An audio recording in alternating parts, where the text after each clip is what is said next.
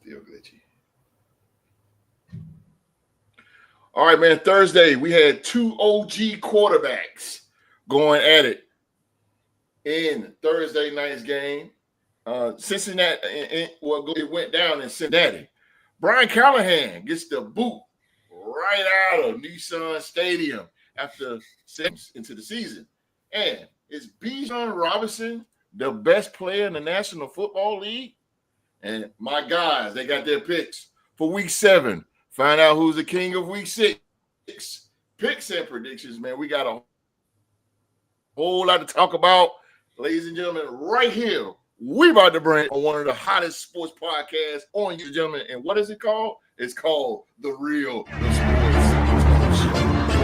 I can't accept the loss, I'm hard-headed. There's a little bit of madness to my method. Many falling off that fine line that I'm treading. I risk anything to be great, and I'm not letting nobody rob me of my victory.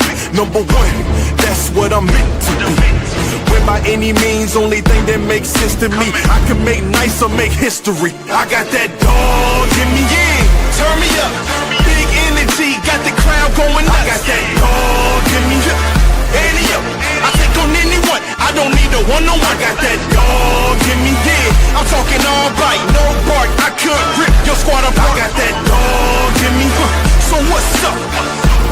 Yeah, so what's up? I told her move over, enough of that mediocre. I've been the man since cruising around in the stroller. I got ice in my veins like a cut in Minnesota. Why not show you how I'm built? Come a little closer, ayy. Lot of heart, been smart, aura gotta glow. We can restart, give head start, still get the same result. I'm about mine, don't you get it confused. I'ma win again, yeah, that's all that I do. I got that dog in me, yeah. Turn me up, big energy, got the crowd going nuts. I got that dog in me, yeah.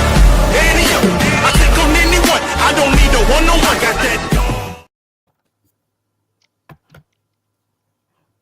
All right, man. We thank you so much, sports fans all around the world, for being here with us on this Saturday night, wherever in the world you are right now watching us. This is the place you need to be entertained. So we got some of the best sports debates and sports analysis on YouTube, man. Some of the most passionate fans around the world. And right here sitting in front of me, ladies and gentlemen, they are the Sports Podcast panel, man. We thank you so much for being here.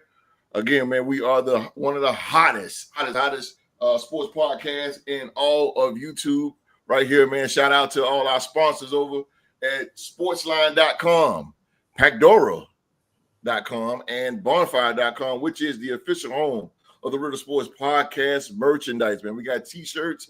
Again, we got hats. We got hoodies. It's getting cold outside, so you might want to copy a good old hoodie there, man. If you use promo code R2GEAR, you get 15% off anything in the store. So you can copy a nice little Real Sports hoodie for about $20 maybe. Make it cheap for everybody so y'all can rock that Real Sports gear, man. Again, thank you guys for being here with us tonight. We're going to talk some football like we normally do. Again, I got three. We got dang on football, intelligent football mind sitting right here in front of me. Leading off, he is the host of Purple and Gold Bars over on YouTube. You guys go check his channel out right now. In the search bar on YouTube, put Purple and Gold, just like spelled right there. Purple and Gold Bars. Hit that subscribe button. Look, you don't even have to be a Viking fan. Just trust me. Just go there. You can get some more intellectual football talk, ladies and gentlemen. But he is the host of Purple and Gold Bars podcast on YouTube. And he is the Canadian Destroyer, ladies and gentlemen, representing the mighty Minnesota Vikings. The man got purple and gold all in his blood, ladies and gentlemen. Give it up for, he's not even a special guest. He's our brother now. He is Supreme back in the building. What's going on, guys? It's so good to be back. Can't wait to get into this and chop it up, talk football with you guys. It's the best day of the week. Yes, sir. The man's so nice, we had to bring him back twice. Yes, sir. Yes, sir. Yes, sir. I got the OG. He is the OG. Oh boy, the OG, the Hall of Famer, the living legend himself. Also, y'all already know that he represent the mighty Minnesota Vikings as well. Give it up, ladies and gentlemen, for the legendary Q-Dog. What's going on, peoples? Glad y'all tuned in for another Saturday night of exciting football talk. But I tell you, my boys, we had a bye last week, so we're going to get the ball started from the second half of the season with the Philadelphia Eagles coming into town. So we're going to see how that's going to go. And I got my man Supreme. He's back in again from last week, my fellow Viking brother. He's Supreme, and he's on my team, and he's me. Yes, sir. So I'm telling you, we're going to get ready to get this started show, and we're going to get on the road with Viking fans. So y'all come on in the live chat, all you fellow Viking fans, and join the crowd with me, baby. I'm finna sound the Gallup horn off for you and get you started. Let's roll.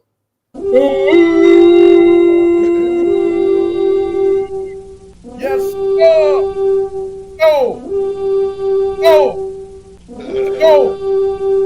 Go, come on, Queen. Go, get it, Queen. Let's go. Let's go, baby. Let's go. Where you at, Wallace? Let's go. Go, get it, baby. Yes, sir. Yes, sir. Let's go, Q-Dog. I love it, man. Yes, sir. Sound that horn, baby. Let's do it. Come on, Street. Yeah. Mama, give me the program. Never. Hey, Street. Never. You're a girl full of pirates right Never. there. Oh, man. Speaking of streets, man, last but not least, hey, they got the biggest fan base in all of sports.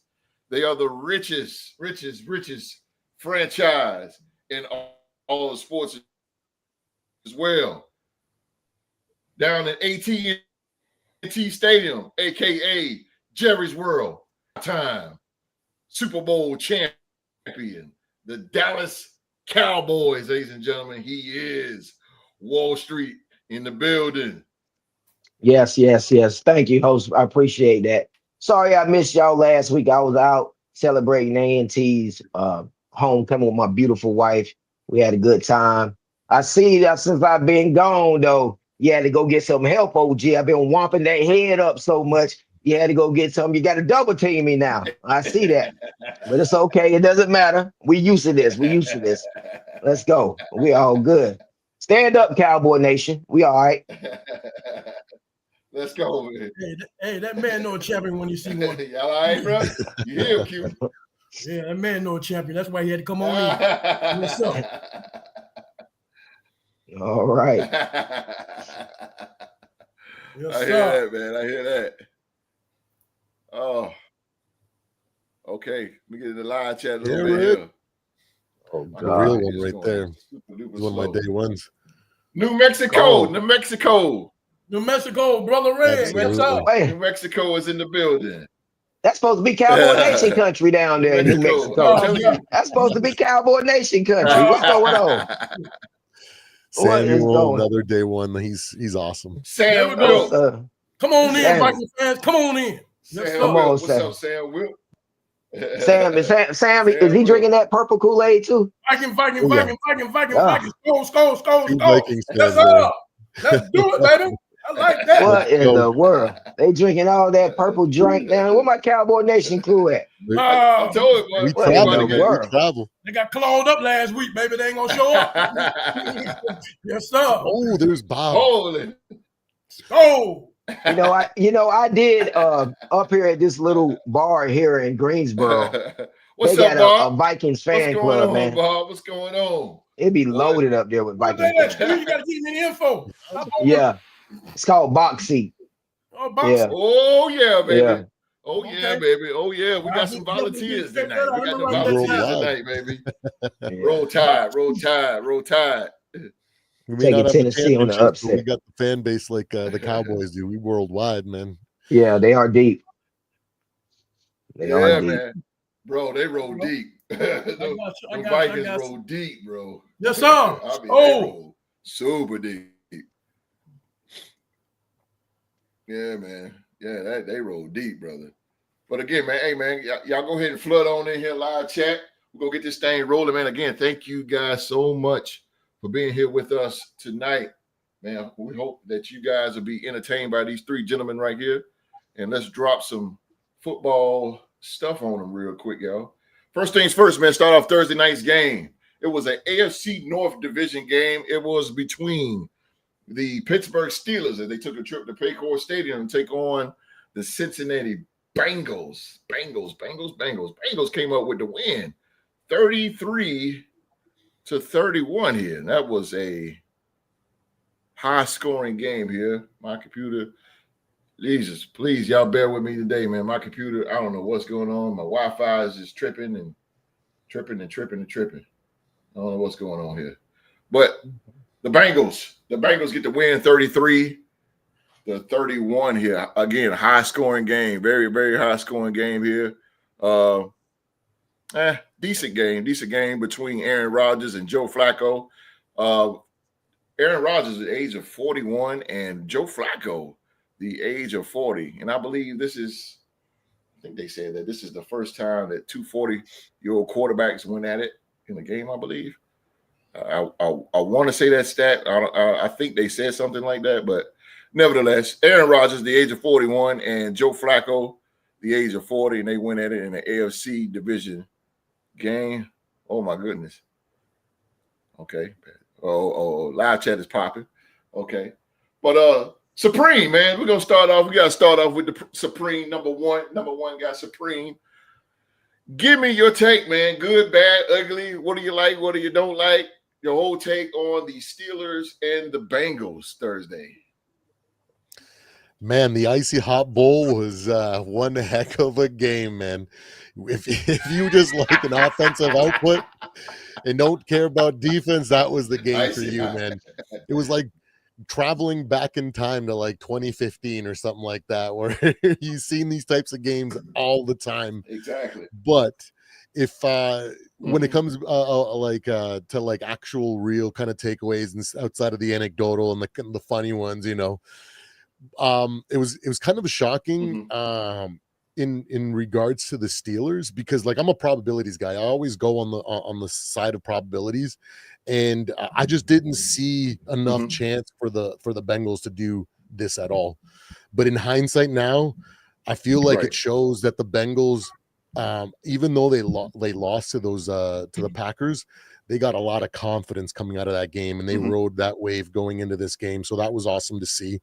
Their running game, which has been non-existent, all of a sudden came alive. I was thinking, I see all these like Chase Brown commercials. I'm like, Chase Brown, who does he play for? I totally I'm like, oh yeah, it's because he's been literally doing nothing for like the entire season.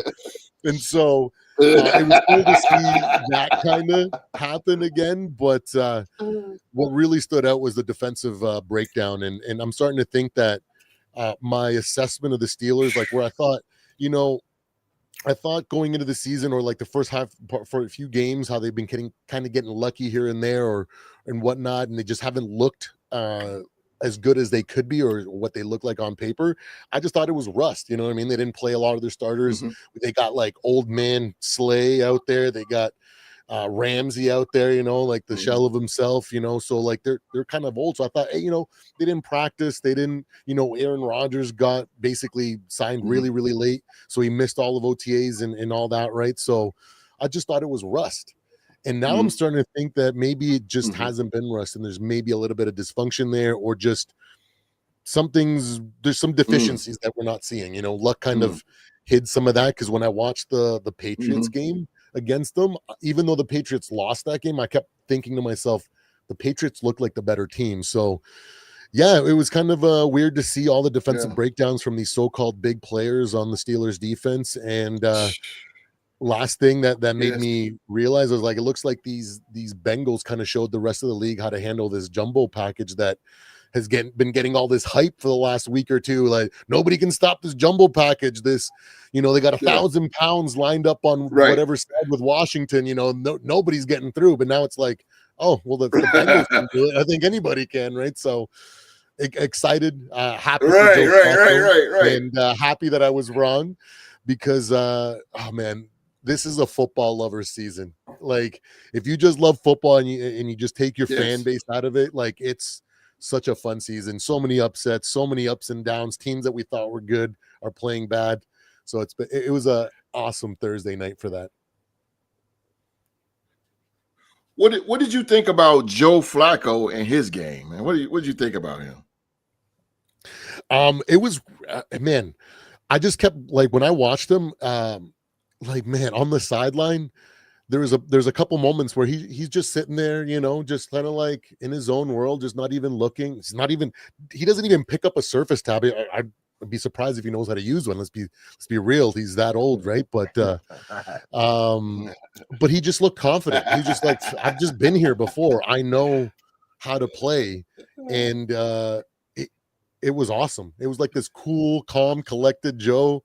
And he went off, man. It was awesome to see him turn back the clock like he did. He did. And one last question: do you think that Joe Flacco, man? You think Joe Flacco could actually save? Because Joe Flacco right now is being identified as the season savior here. Do you think he can save this Cincinnati Bengals season?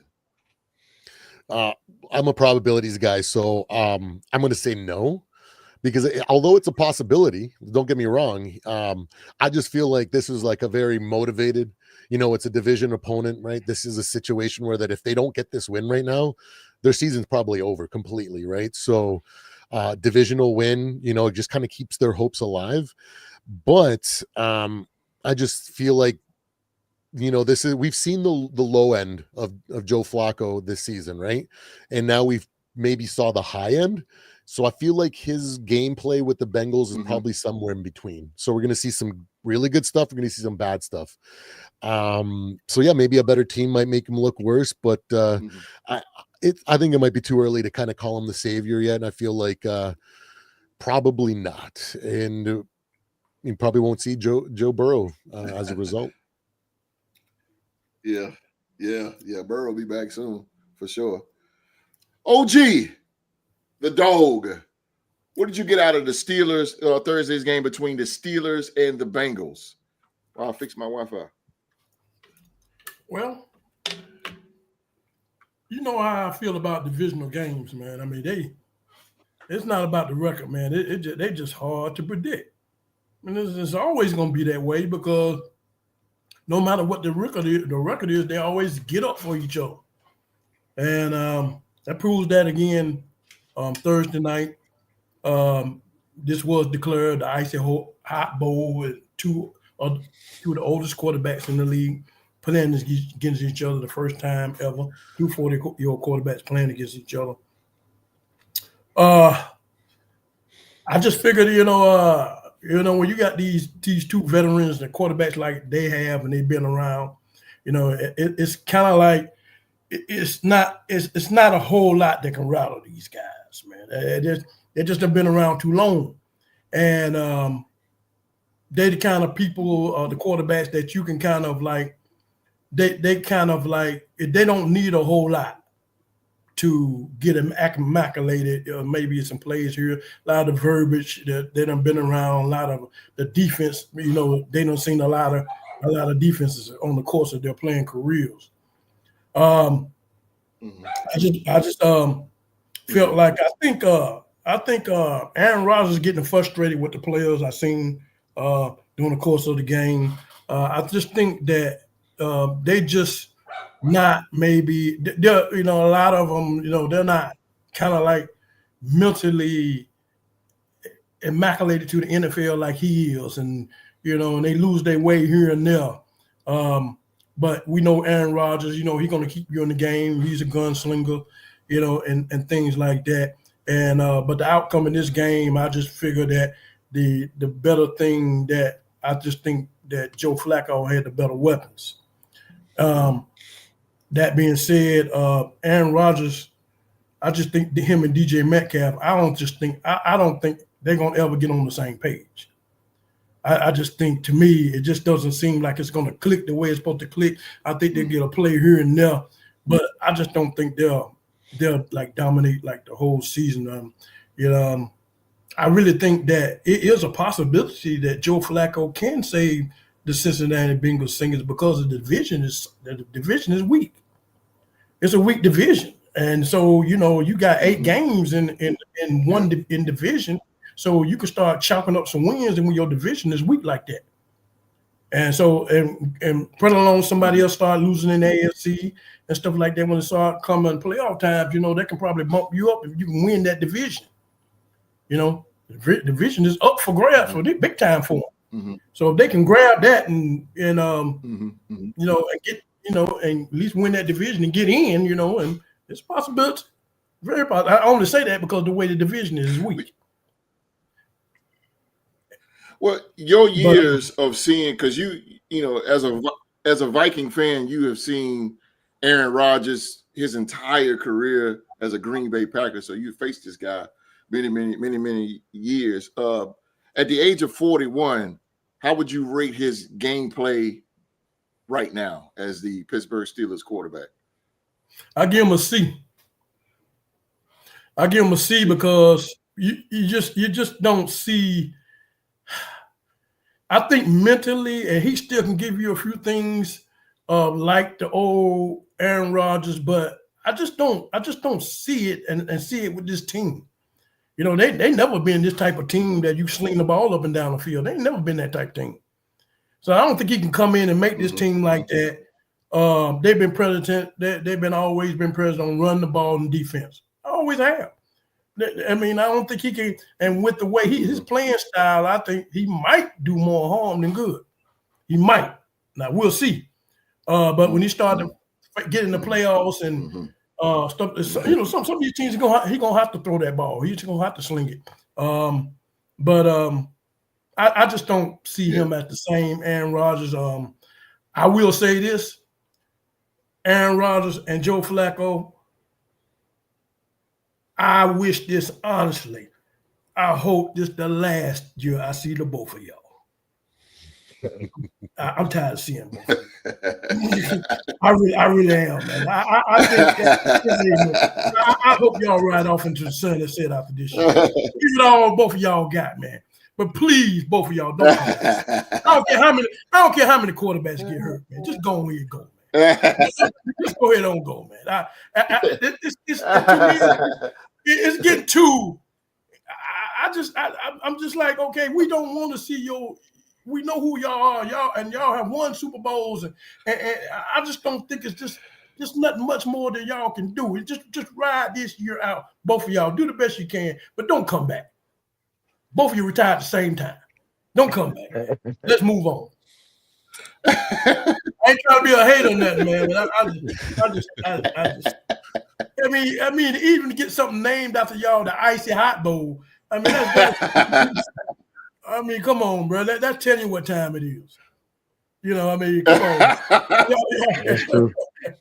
That's terrible, bro. Y'all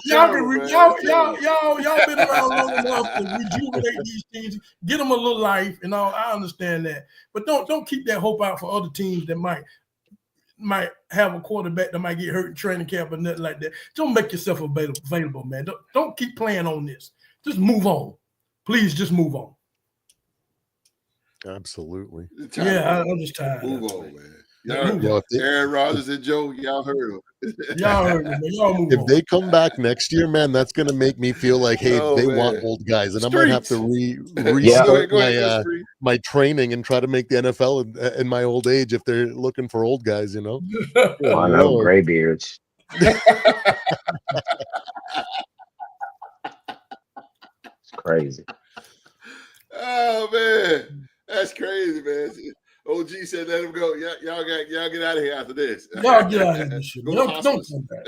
Please, I'm begging you, don't come back. Please don't come back. Oh, damn.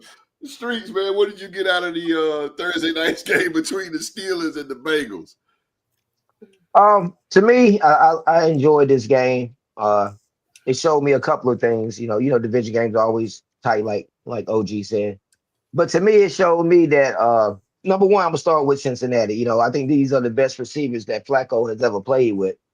And even though he's up in age, man, you give him time, he will gut you. He would do it. You know, he would gut you. So they was able to keep him upright. And these receivers really showed me, secondly, that Pittsburgh, their corners are suspect.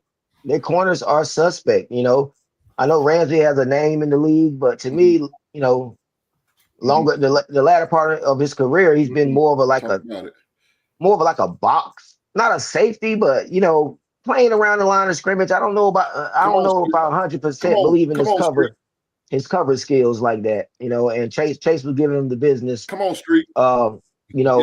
Porter is just a penalty machine, man.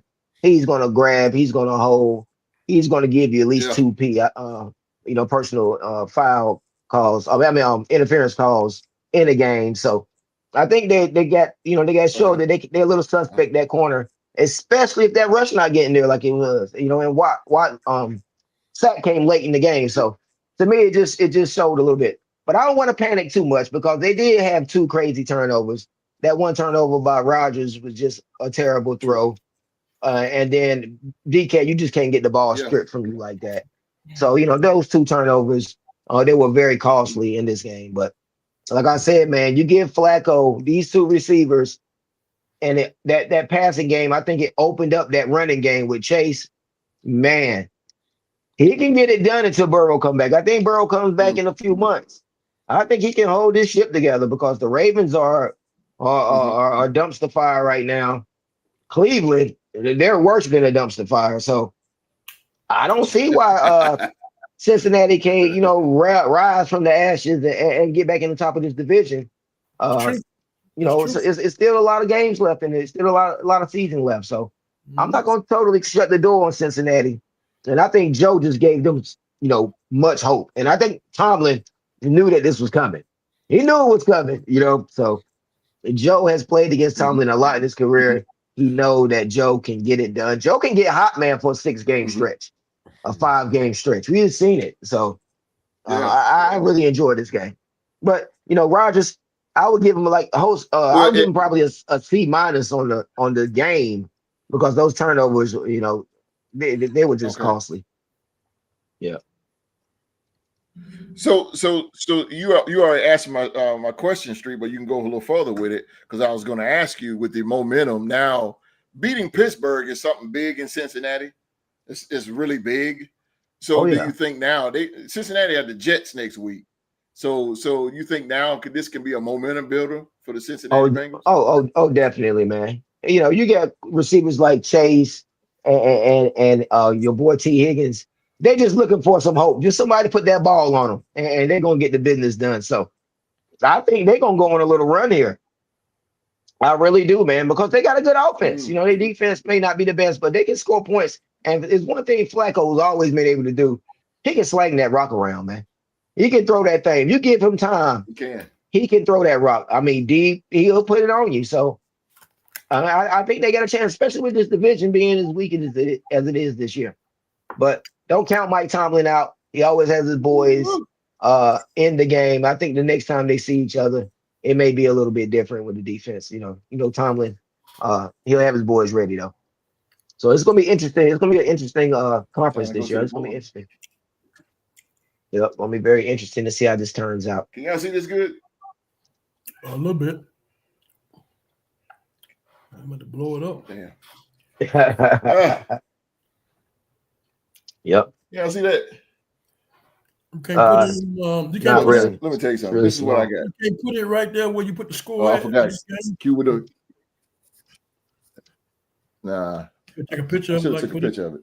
Yeah. I ain't got that John Madden right there. Okay. Mm-hmm. Can y'all see that good? Okay. All right. Okay. My eye. Still can't see it good. Middle of the field's open, though. That's what I see. Hold on. Yeah. How about now? Clock. Can y'all see it good? Well, you got the clock in the corner. It's too far away.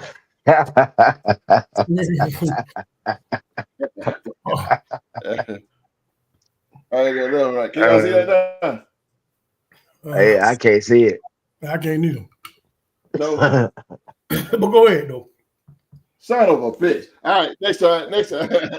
That's cool. Next time I'll take a picture of it, man. But anyway, really quick, man. What I got out of that, man, is I don't understand Pittsburgh. Why Pittsburgh was Cincinnati, Joe Flacco, they was tearing them up in the middle, as y'all can see. And I'm sitting here watching the game, and I'm like, why not Pittsburgh go into a nickel package? Nickel, ladies and gentlemen, what a nickel package is when you got that nickel comes up and he jams because Higgins and Chase was on the left hand side, and I can't never pronounce his name. They were pounding that ball at him. That's why. They were pounding that ball at him. That's why they didn't want to go to that nickel because they were pounding the rock at him. That was really in the catch-22, man. They didn't have no answer for him. If they would have got small and played the nickel, they were going to bang him with Chase. They had no answer. And then, they couldn't even cover him. They couldn't cover him, man. I'm telling you, Ramsey can't cover. Ramsey can't cover old boy. That ain't happening. Mm-mm. They can't cover these boys. No, man. It's not Street. And if Pittsburgh was getting into a 6-2 defense, and I'm like, okay, this was great. Zach Taylor called a great game because Pittsburgh was in a 6-2 defense, which is a run stopping. Because they were trying to shut down Chase. Okay, Zach seen that. So now he's gonna drop back some more. So in the beauty of Flacco, he can read defenses real good. And they were just tearing them up over the middle. I'm screaming at the TV, like, go nickel. Like they got the personnel to do it. They got the defensive backs, Pittsburgh, they got it to do it. I ain't see a nickel package. I ain't see no jamming at the line. You have to jam T. Higgins and Jamar Chase. You have to jam them on the line. But if you miss that jam, and they miss killing them in the middle. You miss that jam, it's good night, Irene. But they're gonna hit their head on the goalpost. Good night. And Jalen Ramsey is not Jacksonville Jaguar Jalen Ramsey no more. That is it. Don't get me wrong, he's still good, but he's not as elite as he used to be. But Rams, when he was with the Rams, they used him as a nickel. And you can blame their pass rush, though. You can blame Pittsburgh's pass rush because the corner's only going to be as good as that pass rush is. And that pass rush wasn't happening last week. So if that pass rush ain't coming, you're not covering these guys for very long if that pass rush not getting to them. It's not going to happen. So if that pass rush, Watt and them boys wasn't Hightower, them boys won't get in there. All, man. And it's going to be a long night for you, man. Especially your quarterback back this season like Flacco. And you got those two studs on the outside. It's a long night, bro. Yep. Their special teams didn't help them at all. Their situational football was just not good at all. It was weird to see from the Steelers when they're usually really good at that stuff. Sometimes it just ain't your night, bro. It just ain't your night. You got Brandon Echols and Deshaun Elliott and Chuck Clark. You got the defensive backs, and you're not into a nickel. At least go to a dime and spread this out.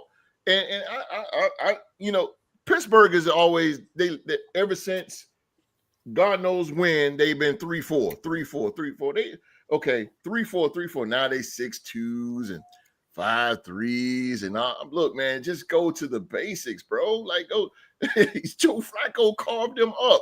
He's seen it, and he was tearing them up in the middle. That's why I put on the board open because he did it with the fundamentals. Open, man, it's a ridiculous defense. Yeah, he did it with the fundamentals and not overcomplicating anything at all. And you know what? Now that you say that, what does that say about the Cleveland's offense? If Joe had to run that offense, was it too complicated? Can you just go back to some of the basic stuff? Okay. Like, because clearly the basic Cleveland ain't got no players. No, that's what the problem. That too, but like running game, that's all. I don't like him either. That's it. Judy, it ain't happening, man. Judy's their best receiver. Yeah, Njoku's all right. But other than that, man, and that offensive line terrible out there in Cleveland. That's why Flacco couldn't get nothing done. It was on his head. But they protected the old man last night. Browning probably was making that O-line look a lot worse because one of the big storylines going into it was, can this O-line protect Joe? Yeah, they did. Right? Yeah.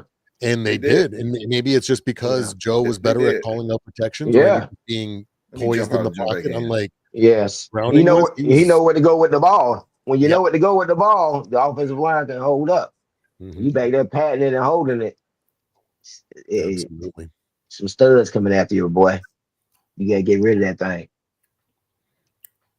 But yeah, no, it was quite the it's weird to see so many defensive breakdowns like that. But what was cool to see is that both Joe Flacco and Aaron Rodgers made some incredibly nice throws. Yes.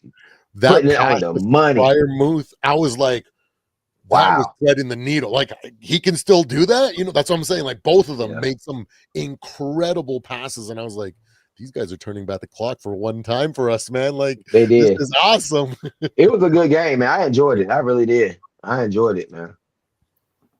I don't mind Rodgers getting after them players' asses, man. Flacco I'm 40 years up, old, bro. I ain't trying to get smashed into the ground out there, bro. Know your protection. Know where you're supposed to be. So I ain't mad at it. I did notice his frustrations did start early in the game. Very early. Unlike normally, it's the second half that's when he really starts letting low.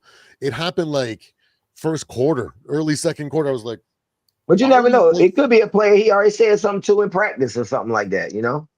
Yeah. And you get in the game and already you done made the same mistake. I'm like, yo, man, get right. And he's from our era, right? So like he's like the MJ mentality, right? Like, I'm going to practice as hard and I'm going to put everything like I do. So I expect you to do the same, right? Just like that era, right? So, and when they don't do it, especially when he perceives it being simple, it drives him nuts too. It's fun to see. I like when my quarterback yell at the player. I'm from that era too. I like when my quarterback yells. I like the Troy Aikmans get in your ass, tell you you're playing terrible football. Yeah, I like that. I think another thing Aaron Rodgers is gonna have to take in fact that these young players just got to realize he don't celebrate the way they do. I mean, when that lineman came down and knocked him down, he didn't like that too hot. But he's not that type of. No, he like that. He's not man. to celebrate with the teammates like that. I mean, maybe a high five or something like that. But you're not gonna be pushing on him and all this old kind of stuff like that. He's just not with that program. Nah. You know, when you're 40-year-old, you can throw a shoulder out by a young kid pushing you like that. You pull a muscle quick, bro. When he came off that field and that lineman jumped on him, he got up and pushed him back, boy. That was funny. Heck yeah. He ain't like that. It don't take much. No, sir. No, sir. Wild. Oh, man. Yeah, that's what. Hey, I ain't gonna lie to you. I'll be mad too, bro. I'll be like, get off me. Definitely. I mean, but come on, you know. And my Wi-Fi is crazy. It is crazy. My Wi-Fi is crazy, y'all. Please, yeah, man. That was the final score on Thursday night between the Cincinnati Bengals and the Pittsburgh Steelers. 33-31, very high scoring game. As Supreme said, the icy hot bowl, which is crazy. That was awesome how Cam Hayward was definitely the icy hot bowl, the old man bowl. He's heckling his own quarterback at the presser. All right, man. That was amazing. Again, man, my internet that's just crazy, bro. That's just crazy. Again, man, apologies for my technical difficulties over here. I am so lagging behind. I don't know what is going on with I think it's just my Wi-Fi. I probably got to move it.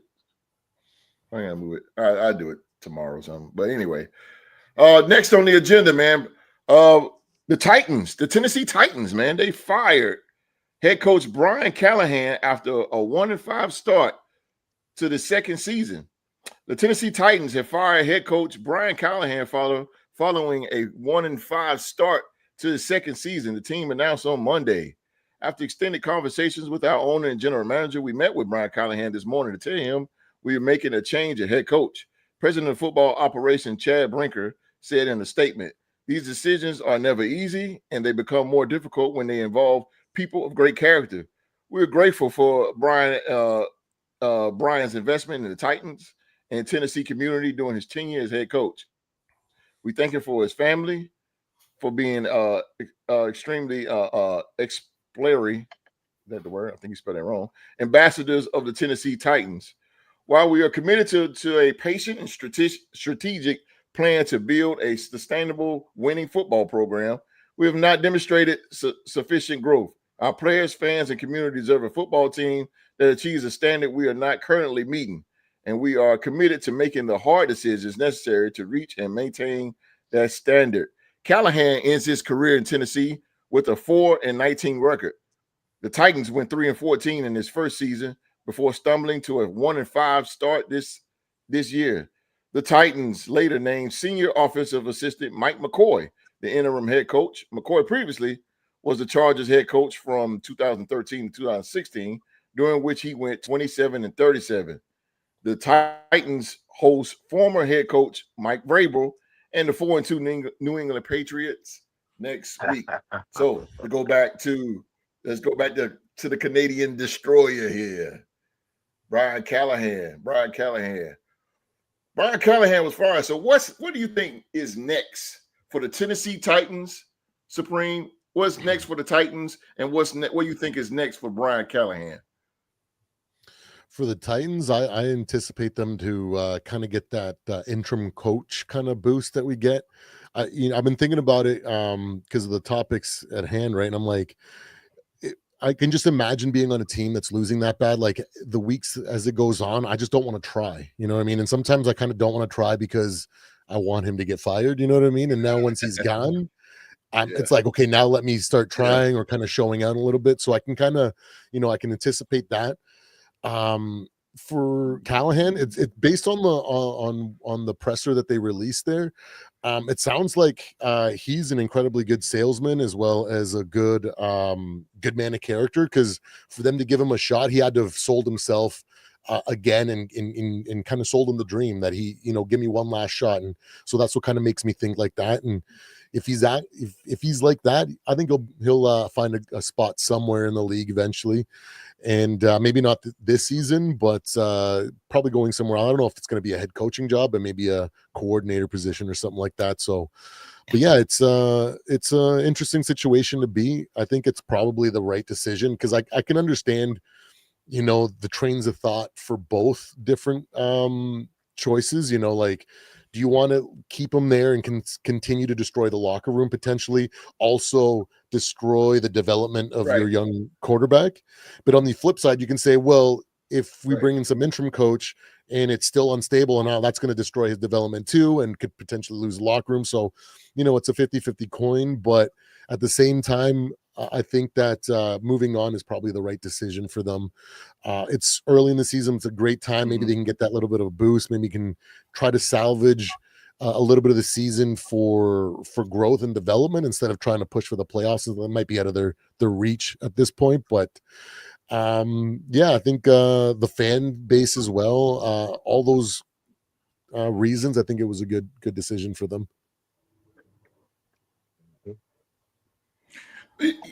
Okay, so and yeah, I agree with you on that. As far as the Titans, though, if you were the GM, man, if you was a GM of this team, and they said, "Oh yeah, what would I do going forward?" I forgot about that. Yeah, what would you do? I'd be looking at Notre Dame's head coach. I'd be looking at some of the really talented guys that are down in college right now. Because he'd be my number one choice right now, and just because that would not only reinvigorate the fan base, the locker room, the organization, on top of the fact that he's been dealing with this younger generation, right? Like, I've been making fun of this league and saying that this league is soft as baby food. I hate that we've moved away from 2-a-days. This next generation is soft. They just complain and cry about everything. They don't want to work hard, all this stuff. Right? And he's been speaking to that generation for a while now, and he's been able to produce at Notre Dame, right? His name is, I'm totally blanking on his name right now, even though, oh my God, But in either way, Yeah, I know so exactly he's what got you're that talking about, ability bro. to Matter of speak fact, to let this me new generation of right. players, right? Cam Ward is that type of guy, right? So maybe he can have the voice that can kind of resonate with the team, and he's done great in Notre Dame. So I think that he's poised to make the jump to the NFL, because I think Penn State was looking to hire him too, and he basically said, "No, I'm not looking for a side grade. I want an Marcus upgrade." Freeman. So yes, Freeman, that's right, because yeah, like he's eyeing an NFL job, and if I was going to move up and I didn't have the opportunity to draft a quarterback and to get Cam Ward as my quarterback, that'd be some place that I'd be interested in for sure. Ooh, boy, you own to something right there. Oh boy, that would be off the chain. That would I believe that guy could turn that franchise around. Oh man, take my money on that. Take my money. Q, Brian Callahan was fired by the Tennessee Titans. What do you think is going to be next for the Titans, man? Should they? I mean, if you was a GM, and I know Mike McCoy is in there right now, not really a successful coach, he's just interim right now. But if you had the keys to the Tennessee Titans GM department, who would you bring in to coach this team, man, to get this team back on track?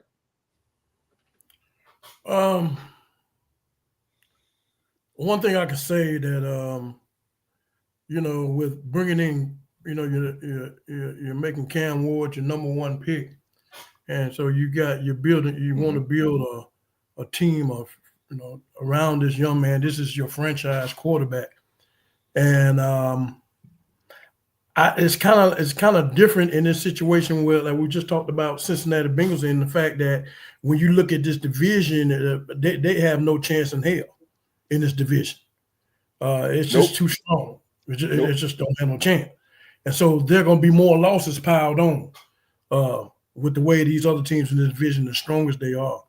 That being said, I think that might have made them pull a guillotine the way they did, because if they would have had a chance, they might would have gave them more chance. They can see some wins in the future. When you're and so that being said, with the losses about to pile up, what I'm saying, you're gonna be, when free agency comes in a couple more weeks, I mean, you're gonna be buyers or sellers, and I think they're gonna be sellers. So to get some more picks in, you might can move some players. Your number one player that everybody wants is your nose tackle, Jeffrey Simmons. That's one of your dominant pieces. I don't know if a defense is always built with a strong nose tackle, a strong, a strong linebacker, and a strong safety. Right middle of your defense, you build around that strong line and put players around it. So I don't know if you want to move Jeffrey Simmons, maybe some offensive tackles, but they will be more buyers than anything. And so it's all about really getting these picks in now, because that's where you're headed. There's no way of looking around it. You're not going to win a whole lot of games being on the bottom of this division, and plus losing games outside the division. So it's all about building. I can't really say that who they might want to get. I might be what Supreme is talking about, bringing a coach that can resonate with these younger players, because this is a young team, and know how to deal with younger players, because that's what you're going to keep getting. You're going to get younger players in, because in free agency, nobody's want to. No real veteran is not going to really come to no team. Not somebody that's on the tail end of their career. There's nothing to happen. It's going to take time for this team to build with the new coach, maybe another 2 years or 3 years. 3 years at the most. So it's going to be a process with this team. So maybe it's all, to me, it's all about getting the picks in, man. Get these picks, get as much picks as you can possibly, so you can build within the draft. This team has to be built in the draft. Right. Yeah. So, and you are what I call, you are the draft whisperer, I called you. So you know everything about that. When it comes to the Vikings, I don't know about any other teams, but Yeah, I hate it for him. I mean, that's just how that's how the ball goes in the NFL. And maybe, like you said, he might go back to being a coordinator, and then somebody else might give him a chance somewhere else, where a team can be about just half decent or something, and he don't have to do much as he did with the Titans. And so they're truly as a rebuilding team. They have to get picks in. They have to get much picks as they can possible, because they're bottom of this division. They're not going nowhere. And plus on the division, they're going to lose games outside the division. So it's best to, in a couple of weeks, be sellers. Start moving some pieces around to get you some picks in. I agree with the dog on that. I definitely agree with that. Street, if you was a GM, well, first of all, how you feel about was it the right decision by Tennessee was this the right decision by getting rid of Brian Callahan? And if so, who would you bring in to bring this franchise back to life? Because they're dead right now.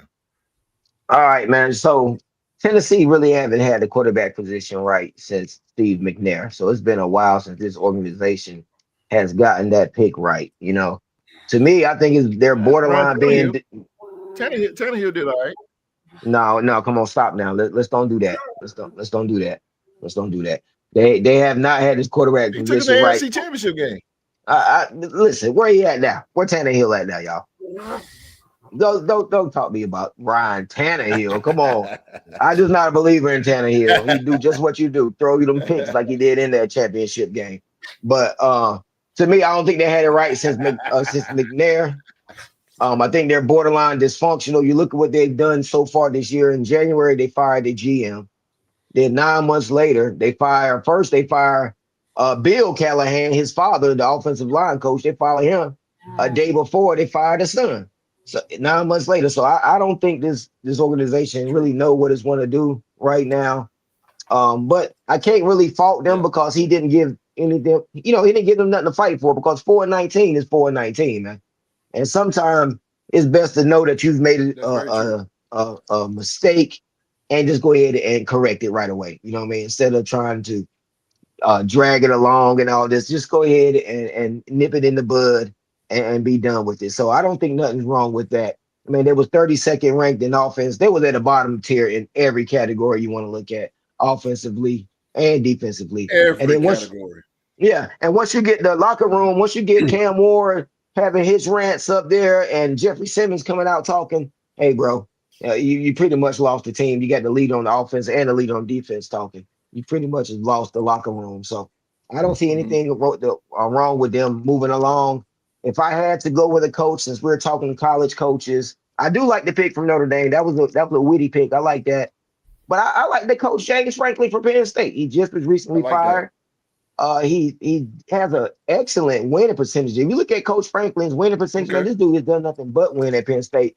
Everything but the big game, And I know it's all about the big game, but he's gotten there.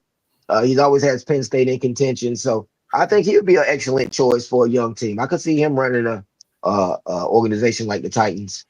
But I think they did what they had to do. And if I was a GM, I'll bring in. But listen, I heard OG say that they need to go ahead and lose and get these picks. Man, you got to be careful with how you lose. All right, if you lose too much and you lose the wrong way, you can lose your quarterback. Okay, you can lose your quarterback. You can lose his confidence. I'm not saying they should go and lose. They will be losing. Well, but it's the way you want to lose. If you start trading away too many good players now, your quarterback can get injured. He can get beat up and lose his confidence. Yeah. And man, I've seen that happen, man. With the quarterback with the Texans all those years ago, David Carr. Carr got beat the hell up, man, and just was never the same. So you really want to be careful with creating bad habits with your quarterback and stuff like that. So I think they wanted to go ahead and make this move quickly and get on the right side of things with their organization. So I don't follow them. I move quickly too when something ain't working. Go ahead and move on with it. This franchise has been in such shambles. They just got rid of Traylon Burke. Traylon Burke now is with the Washington Commanders. So I mean, they're just all in shambles right now. If right now, and I know y'all going into college but anybody I would say that can come in and at least bring some kind of offensive firepower to this team, man, would be Mike McCarthy. But I think they should make that move and go to Mike McCarthy.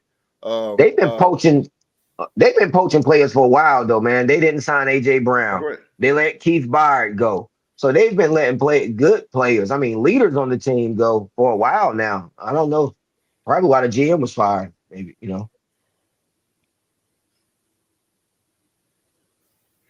Will they respond to Mike like McCarthy? I said, I think Mike he's McCarthy, old school. man. Yes, McCarthy, he is old school. Right? Like, yeah, he's old not school. everybody's going to respond like the Chargers to Jim Harbaugh and his old school mentality, right? And he did it in a year, but like that team is young, like Hugh was saying. They might just turn it completely off, and be like, I'm not dealing with that, like, and it might be worse than, but I do. Yeah, he is an offensive coach and he's got the experience. Maybe he can. He did deal with Aaron Rodgers and from Brett Favre to Aaron Rodgers, right?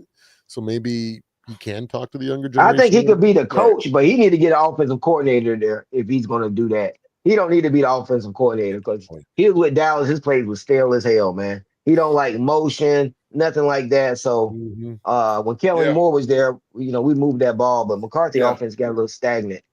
And so I would definitely. He didn't use Turpin, none of the play, So I would definitely maybe him as the leader, but positional coaches and assistant coaches and stuff like that, man. You got to be careful. You got to make sure you get the right guys around him. Okay, here's another one, and this is not this is this is going to get rejected, but I just thought about offense and getting offenses going, especially with a rookie quarterback like Cam Ward. What about Doug Peterson? Hell no. Nah, man. I'm done with Doug. His better days are behind him, in my opinion.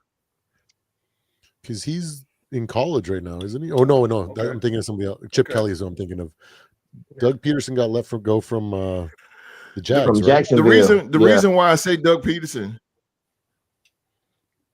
and the reason why I say that because he came in and he cleaned up Jacksonville. Jacksonville was 3-14, and he came in and they won the division. He took the AFC South his first year. So, I mean, but they got his ass out of there pretty quickly, though, man. Trevor Lawrence. Maybe as a transition coach, if they can't get the guy that they want. But they gave him a good little ride, though. Yeah, I don't know, man. I think he caught lightning. I think he caught lightning in the bottle. He caught lightning in the bottle up there in Philly, and I don't see that happening again for old Doug.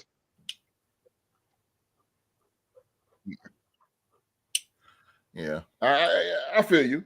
I feel you on that. It's a little dry. This Tennessee Titans, man, they're just hard because it's just nothing there. There's nothing there, and it's so hard to. This is a team that you have to build brick by brick, like from the foundation up, man. This team is just. I ain't gonna say they just terrible, but it's just so hard. Like us, we would have to get in like the conference room and like really put our heads together. Yeah, we got to put our heads together and like. Okay, they got the quarterback though. That's the main thing. Like, they got the quarterback.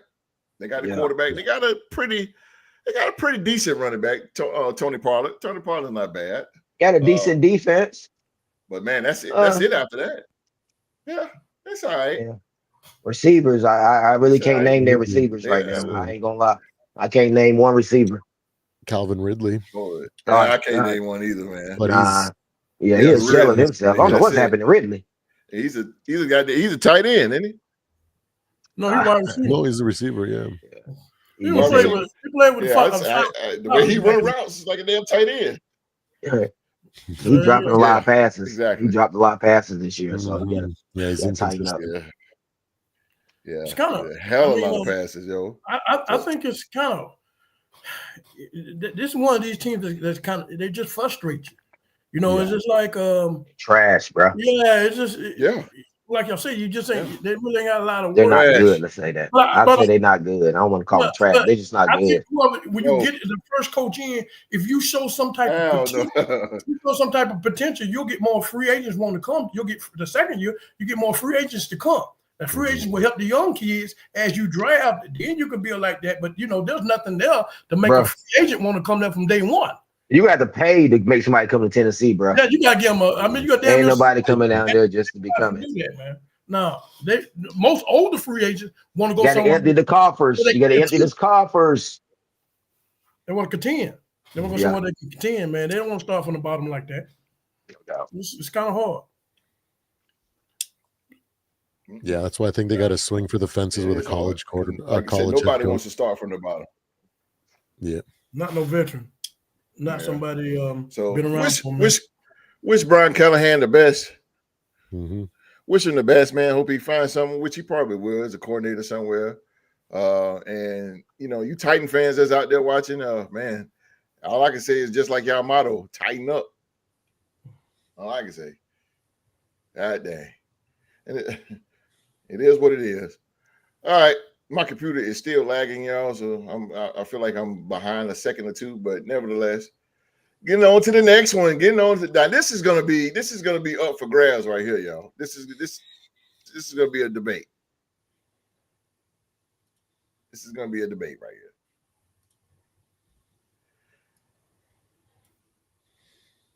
here. Is Bijan Robinson the NFL's best player? Is he the best? Okay, you're breaking up. I can't hear you. Oh, this Wi-Fi is killing me. I know. Relax. I know. I'm about to throw it out the window because I'm upstairs. Anyway, is Bijan Robinson? That's the next. Is Bijan Robinson the best player in the National Football League? Bijan stole the show to cap off Week 6, producing a career effort on Monday Night Football, racking up 238 scrimmage yards, and it's a single game franchise record for a running back in Atlanta's dominant win over Buffalo, highlighted by a career-long 81-yard touchdown run. Robinson's effort prompted head coach Raheem Morris to double down on a strong statement he made early in the season. He said, and I quote, "He's the best player in football," Morris said after the game. "I've said it multiple times, and I can't say it enough. You can always have your pick. You can always go out there and figure out who you want to vote for. But in my opinion, he's the best player in football." Entering Week 7, Robinson leads the NFL with 822 scrimmage yards, despite only playing 5 games. He and Hall of Famer Thurman Thomas are the only players in NFL history to have at least 450 yards rushing and 300 receiving yards in their first 5 games of the season. Thomas accomplished this route to being named MVP in 1991. In addition, Robinson is on pace for a 2,795 scrimmage yards this season, which would set the NFL's all-time single season record, besting Chris Johnson's mark of 2,509 set in 2009. He's also on course to join Christian McCaffrey and Marshall Faulk and Roger Craig as the only players in NFL history to have 1,000-yard rushing and 1,000 yards receiving in a single season. Robinson is off to a historic start, which is why the Falcons are playing good right now. So back to Supreme. Do you think, Supreme, that Bijan Robinson is the best player in the National Football League? And if not, who you think he is right now? Man, when you lay it out like that, it's kind of hard to say anybody else, but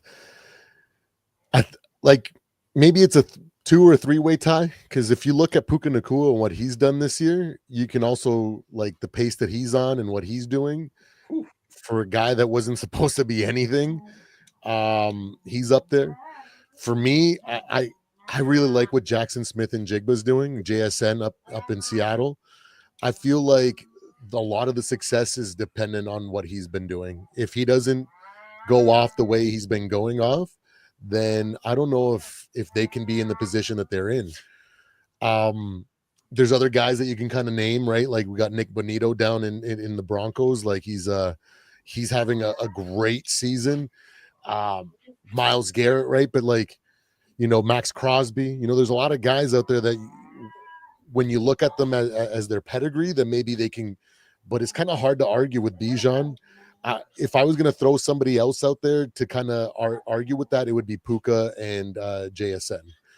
maybe a three-way tie between them, but Mm. I would not be upset if it went down to Bijan because he's a great player as well. Holy hell. Okay. I thought, all right. Let's Q. Is Bijan Robinson the best player in the National Football League? And if not, who do you think is the best player right now? Well, if you could say a person that is the best player in the national football team, it really depends on how valuable he is to your team. If you take this man away from your team, then how can your team function? And if you can honestly say to yourself that your team don't got a chance in hell, then yeah, he's up there, because I really feel this man right here, to me, he is the heart and soul of this damn Atlanta offense. This man is he is catching and running. I experienced that. He trucked my Vikings second week, and I got to give it to him. You don't really take it when you're playing against him to see, how he is, but it just seems like you just can't get a hold of that guy. You know what I'm saying? And just players just slip, defensive players slip off that guy, and when he's coming out there, he's a monster. He's a problem. And so, that being said, if he keep going on the track that he on, I say, to me, I'm on the Baker Mayfield train. That's the train I'm on. That's the one. Oh, yeah, he guns blazing. Yeah, he guns blazing, bro. Yeah. If I'm going to MVP train, yeah, I'm running with him. That guy right there is doing it. And so this is a quarterback award MVP. We already know that. So Bijan Robinson gonna have to do something like that to get on a pace like that. Now he's in nice company. When we talk about Thurman Thomas, now he's in good damn company. That's saying something. That's very saying something. Exactly. Like that, hell yeah, it is. He was MVP that year. So if he keep this going on the way he is, and everybody knows that he kind of remind me like, I'm not saying he's not as powerful as Adrian Peterson, but he is the same. He's the kind of like the same heartbeat and soul of that offense like Adrian Peterson will. As it is, but can't. That's right. But teams can't seem to stop it. You can't seem to stop it, and so once this running game get going, everything else get going, and so I'm telling you, man, that's one thing about it. When you got a good running back like that, that's what teams want, and I can't really say at this point. I mean, I understand how his coach feels, and he know him better than anybody else. You know what I'm saying? Because he coaches him, he's on this team, and then maybe he sees some things being on that sideline that he's seen, and he's been around the experience, and he's seen running backs and before, and he ain't never seen nobody of this man caliber. So I can say firsthand the Vikings, but hey, bro, he destroyed us. I ain't gonna say him lie about that. He destroyed us. He put something on us, and so and ever since that, we've been having a problem stopping the run. And so if he keep this up, man, I really feel this man could be the best in the NFL, and because he's just a problem that you cannot stop. So I don't know about all that. Let's don't get carried away. I think he is, man. I think the Panthers stopped his ass. The Panthers shut him down. They put 30-0 on him though. Good Lord. Well. All right, Street. So Street. All right. So Street, is Bijan Robinson the best player in football? And if not, who you think is right now? All right. I think Bijan is in the top 10 of the best athletes, best players in football. I don't think I would put him even the best player at his position. To me, I don't think he's the best running back. To me, you go out to Indy and you give me Jonathan Taylor. If you look at it, man, he's leading in rushing. He's leading in touchdowns.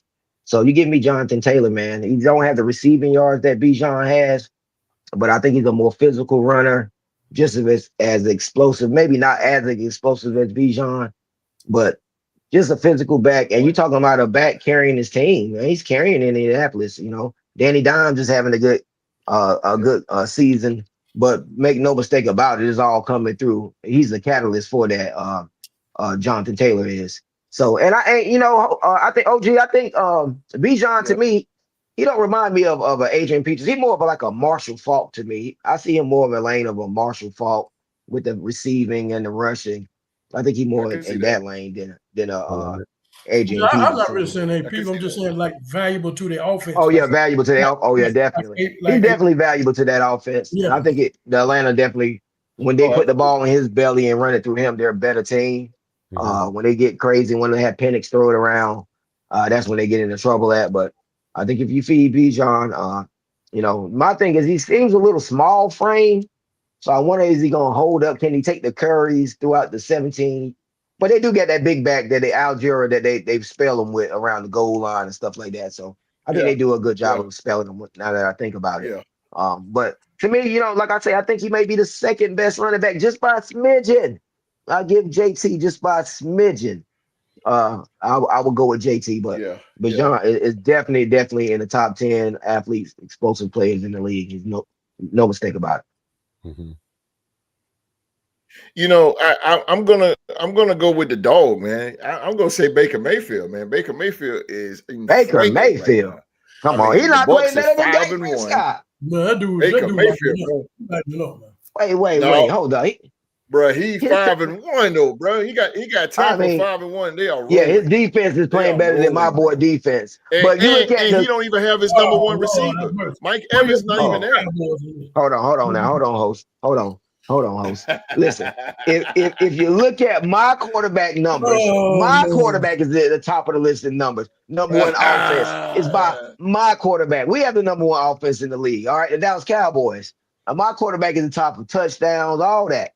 Not Baker. Baker having a good season, but if my defense was playing just a little bit better, Dak Prescott. We averaging. I do this year. I told you when that guy spit on him and Dak stood at him nose to nose at the beginning of the season. I said right there, that's my quarterback. I said I like the way he stood up there. I felt something different in him right then.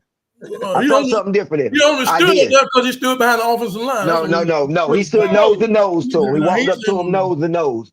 And I saw something in my quarterback right there. And the way he played that night and the way he's been playing every game since, putting up 30 points. My defense just keep on letting us score 31. You know what I mean? So, I mean, what can we do? But Prescott, if my defense was just playing middle of the pack, he'd be up for MVP right now. If my defense was just playing middle of the road. But it's okay. It's a long season. Dak is having a great season. Wait a minute. So you saying Dak Prescott is better than Baker Mayfield right now? Definitely, man. Come on. The numbers say it. Look at any numbers. Completion percentage, touchdowns, scoring. Look at any number that's generated by a quarterback, and my quarterback is at the top up there, bro. What's your record? Now that's the problem now. That's the question. What's your record? We 2-3-1. We 2-3-1. And what's their record? They 5-1. They in a weak ass division too. That's gonna outbeat you anytime when you come to. And you talking about quarterbacks that's doing about the same thing, but that record gonna push them over yours. Well, I hope we see them. I hope we see them in the playoffs if we get there. I'm glad you said the only team that's weak in that division is the New Orleans Saints. That's the only team. Come on, wait, look, you listen. Don't get carried away with them Carolina Panthers. Carolina's not weak. Don't get carried away with them. Oh, come on. The Falcons ain't weak. They're feisty. You want the dog on you, baby. Come on. Don't act like that. Man, we scored 30 points on them, bro. We scored 30 points. They ran the ball down your throat. Yeah, they did it. I told you my defense is terrible. But listen, don't get stuck with Carolina. Now, Carolina, trust me, they're gonna let you down, bro. They're gonna let you down. He was running the ball through cones. I'm not looking for them to do anything special. I'm not looking for them to do anything special. I will say, if we're not talking the best player in the league, and you put Baker and Dak Prescott up, I understand. Dak's playing great. You can't take that away from him. But if you take both Dak and Baker off their teams, what's their record this year? They're both not going to be doing really good. So they are their MVP for their own respective teams. So you got to give credit that way. Yeah. But when we're talking about the best in the league, though, the numbers and the wins also play a factor. I That's didn't true. want to go with Baker because I talked him up so much last week. I believe in him so much, but I just think that JSN, Puka Nacua, like I'm really worried for that Rams offense without Puka because he's on a historic pace as well. Yeah. JSN, True. man, if he wasn't on that offense, like, are they going to be would they be as good as they are? Right. So like He's showing out. In that defense for the Broncos, if Bonito isn't showing out like he has, are they even a question? You know what I mean? Yeah, so no doubt. When it comes to the best in the, like it's such a hard and subjective thing, but like I'm not mad at any of those picks at all. Yeah. Jonathan Taylor is a hell of a player. Baker Mayfield is going to the playoffs and Dak Prescott is not. Oh, hey, it's a long season. After we whoop them Commanders, after we whoop them Commanders tomorrow in Jerry World, 4:25 p.m. Eastern Standard Time. The Cowboys will be on the couch with my Raiders. They will be on the couch with my Raiders, bro. At the end of the season, we'll win twice the many games as y'all will win. That's for sure. Whatever y'all win this year, we're gonna win twice. Come on, bro. Dak Prescott do it to you year in and year out. He gets you excited. Yeah, he was like 2 years ago. 2 years ago, I know. But listen, he had a better year 2 years ago. He had an even better year in 2016 when he first came in and didn't do nothing. It's okay, host. That's in the past. That's why our eyes are in front of us. We look forward. We look forward in life. Y'all was 12-4 with my Raiders in 2016. Dak Prescott, Ezekiel Elliott was hot and didn't do nothing. That's what I'm saying, bro. It's a long time ago. That's a rookie Dak. You gotta look at Dak. You gotta look at Dak now as like y'all ex-quarterback when he became great late in his career. Terry, what was his name? Was it Gannon? Rich Gannon. You know how he became better later in his career. Dak is becoming better later in his career, man. He's like a fine wine. He's healthy this year. He looks good, man. I ain't seen Dak look this good in a long time. I'm not worried about my quarterback this year. We got 2 stud receivers. Okay. We got a solid running back. It's my defense that I'm worried about. I'm not worried about my offense at all. So not at all. I'm gonna ask you a question, Street. At the end of the season, Street, will you be a supportive person of Dak Prescott? Because you know I will be, host. So no, he's not, host. All right. I'm here to stand here right now in front of all America, all the world right now. My quarterback is going to show improve this year. This conference is still open for the taking. No one has ran away with this conference yet. Philly still got to come see us. You know what I mean? Washington see us tomorrow. We smacked the Giants. Dak is lifetime 11-2 against Washington. Hey, listen, we okay, host. We right where we want to be, right in the mix of things. Most teams in our conference got 3 losses already. Philly 4-2. We right there. We'll make our move. Man. I'm not worried about my boys. Where does Dak Prescott love come from? Where did it come from? Man, I told you I got a love-hate relationship with Dak. I got a love-hate relationship. This guy led the league in interceptions, and you hated him. I got a love-hate relationship with my quarterback. Right now, I love him very much. You know that girl that you love? You love her when you love her, and some days you can't stand her. That's how I feel about Dak. You know? Okay. Right now, I love him. That's a good way to put it. That's a good way to put it. Okay. Baker might run away with it here on Monday. Who they got? The Lions, though, right? If he puts them away, which I think he might, that secondary is, man, I could make that secondary like a squad. Like I could be a starter on that team. You know what I mean? If I just especially Branch missing too. You don't bop the man in the nose, so he ain't even playing.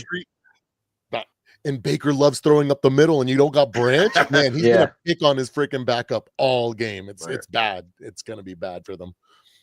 It's gonna be tough. Though. They got to go to the dome, though, right? Keep this up now, because it's gonna. They play good in that dome. Step back on the Cowboys. Street. I hope you keep this up. Hey, Street. I hope you keep this love up now, bro. Because, like I said, if not, it's gonna look like the Cowboys. Their reputation. You know how they is. Yeah. When we winning, but. Oh, excuses when you lose now. We okay, host. We right where we need to be. We got our nose bloody last week. We're going to come in here and get a little of that home cooking Jerry World tomorrow. Hey, 4:00 primetime game. Hey, Yeah. that's what Dak going. lived for. Let's go. Hey, but to be honest with you though, Street, I like Dak Prescott. I'm a fan. I think he is a I don't know. phenomenal You don't leader. sound like it, I think host. You don't he's a sound like leader. it. Yeah, damn. I think he's just giving you a hard time. No. But you said, but right now, bro, Baker Mayfield is cooking, bro. Baker Mayfield is cooking. I don't want to down Baker, but my boy I like cooking Dak too. Prescott, bro. And my numbers say my boy cooking is a little bit better. That's all I'm saying. But I've given you love on the show. But Street, you know, I've given the Cowboys time and time again on the show. I said I'm with the Cowboys. I like the Cowboys. But listen, I ain't you got gave no Baker problem with them. No problem. With I heard you giving Baker grace that he ain't got his number one receiver. We don't have our number one receiver either. CD Lamb's been out since the game 1. Yeah, but Baker doesn't have his number 1, number 2, number 3, and number 4 though, and he's still winning. So that's a big difference. Hey, hold on. Are you kidding me? Is the young kid still playing, or did he have the hamstring? Is he still out? The young kid. He might come, and Mbuka might come back this week. Yeah, maybe. Okay. Now that kid's the number 1. He's He's a rookie. But when he's out there, he's the number 1. But y'all got George, bro. He's throwing the practice squad guys out there and beating teams. So I don't want to beat up on Baker. Baker having a hell of a season. I like Baker, to be honest with you. I like Baker. Dylan, what's up? Yes, we are. There you go. Right now, George Pickens was playing is incredible. loving George Pickens as well. I like this Dylan guy. Back, that's No, CD got the drop. There you go, Dylan. okay. Yeah. Dylan knows what's up. CD I like this Dylan guy right here. He's talking that knowledge right there. I like that, Dylan. Yes, sir. And they know what it is. Hey, it's gonna be a monster. Hey, Dak playing. When we get CD and George out there, man, it's gonna be problems, man. It's gonna be problems, especially if CD can come back sharp with that ankle. We're gonna be all right. We're gonna make some noise the second half of the season. We'll make it easier for you guys because we're gonna take out give the Eagles another loss tomorrow. So please do. I'm gonna be drinking some of that purple drink tomorrow. That's what I like to hear. That tie ain't gonna hurt you, though, bro. It ain't gonna hurt us, host. It's better than a loss. It ain't gonna hurt us. All right. It's gonna be okay. It's better than a loss. I don't want the tie, but it's better than the loss. Yeah, but but like I say, bro, I'm a fan. But yeah, we all right. I guess, bro. I guess that tie with Green Bay is gonna hurt you, though, bro. It's gonna come back and haunt you. Your tie is just like a loss. No, it ain't. No, it's not. Don't do that. Yeah. I think it's just like a loss. If you ever got in a fist fight and they say it was a tie, you feel much better than they say you got your ass whooped. You can't use it. You can't use it. It's a loss.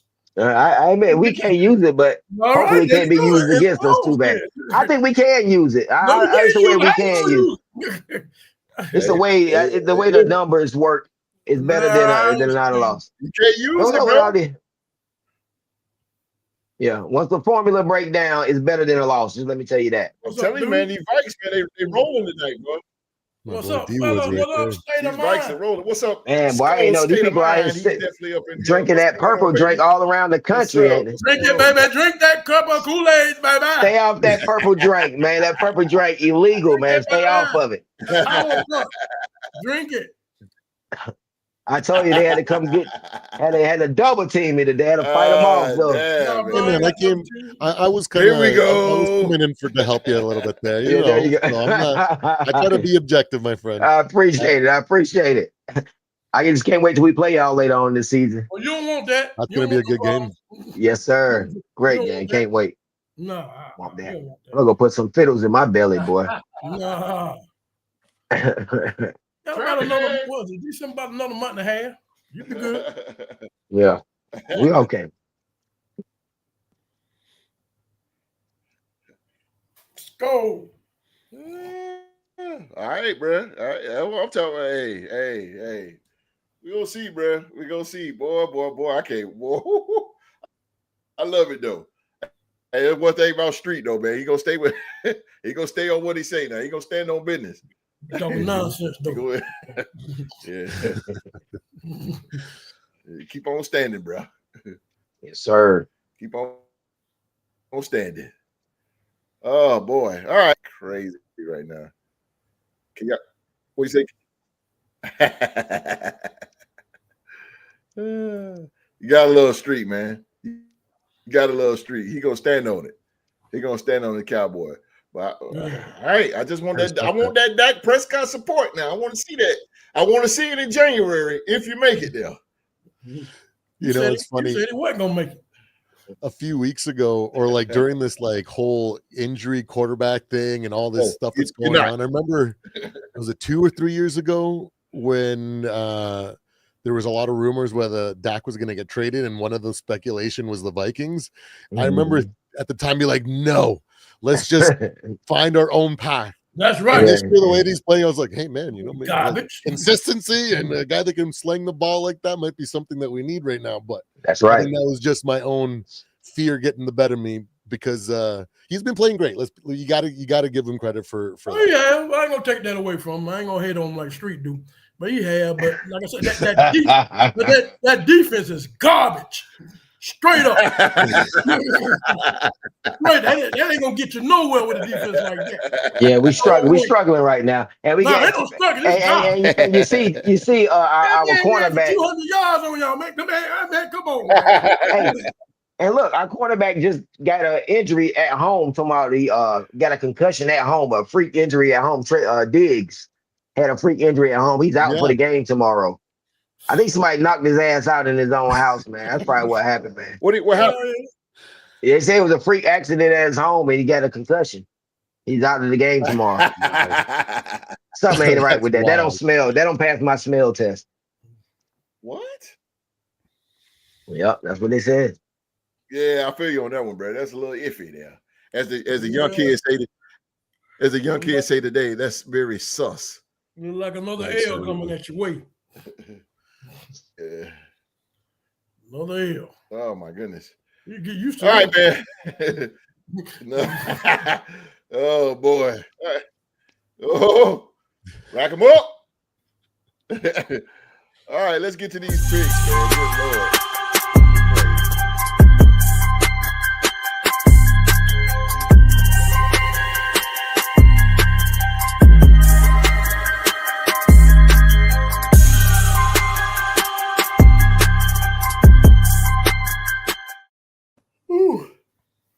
Oh boy. All right, man. We got the picks for week 7 here. Week 7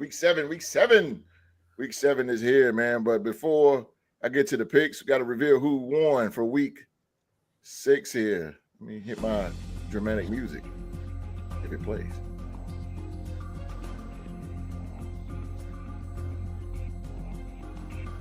Boy, not playing.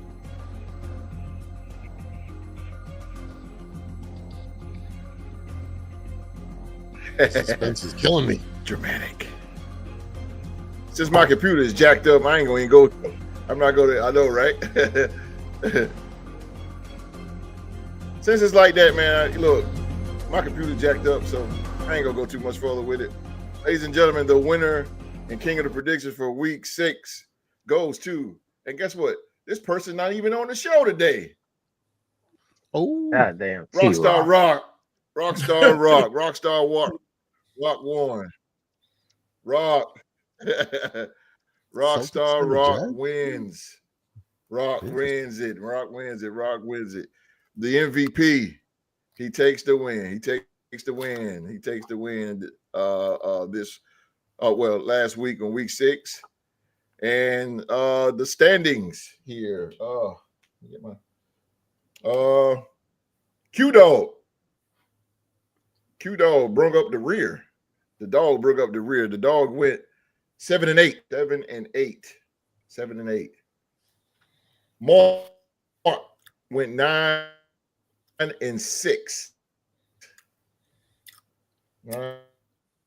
9-6. Streets came in second place. Damn Cowboys. Street, I don't know if you heard me, but you came in second place. Yeah, I heard you. 10-5. I'll take it. And Rockstar Rock wins with 11.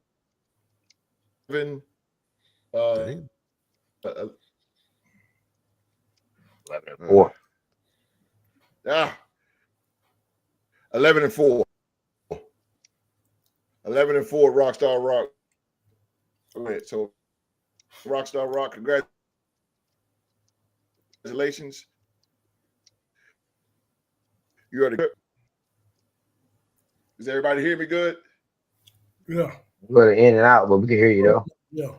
Is it, everybody hear me good? Good here? Mm-hmm. Yes, sir. That's pretty damn good. I only got 8 last week. Okay. This freaking news, I got to rethink my whole picking strategy because this up and down beginning of the season is killing me. But yeah, streak. This is crazy. Very embarrassing.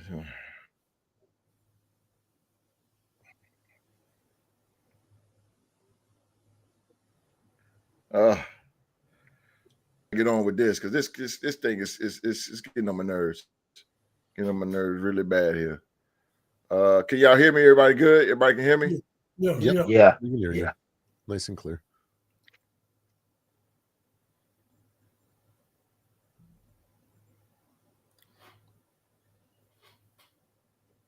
Everybody hear me? Yeah. Can you hear us? Everybody hear me? Yeah. Yeah. Okay. Oh, freaking internet, man. I might have to move it around this room or something. This is crazy. Again, ladies and gentlemen, I apologize. It would not be like this next week after I chew out AT&T. It would not be like this. This is crazy. Everybody good right now? Everybody can hear me? Yeah. Yeah. Yes, sir. Okay. All right, let's get the dog picks up real quick. All right, here we go. Q-Dog's real picks for week 7. He lost with the Steelers. He's choosing the Rams, Los Angeles Rams over the Jacksonville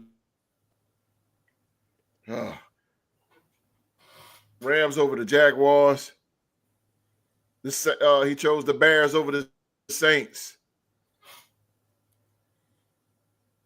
The Dolphins over the Browns. The Chiefs over the Raiders. The Jets over the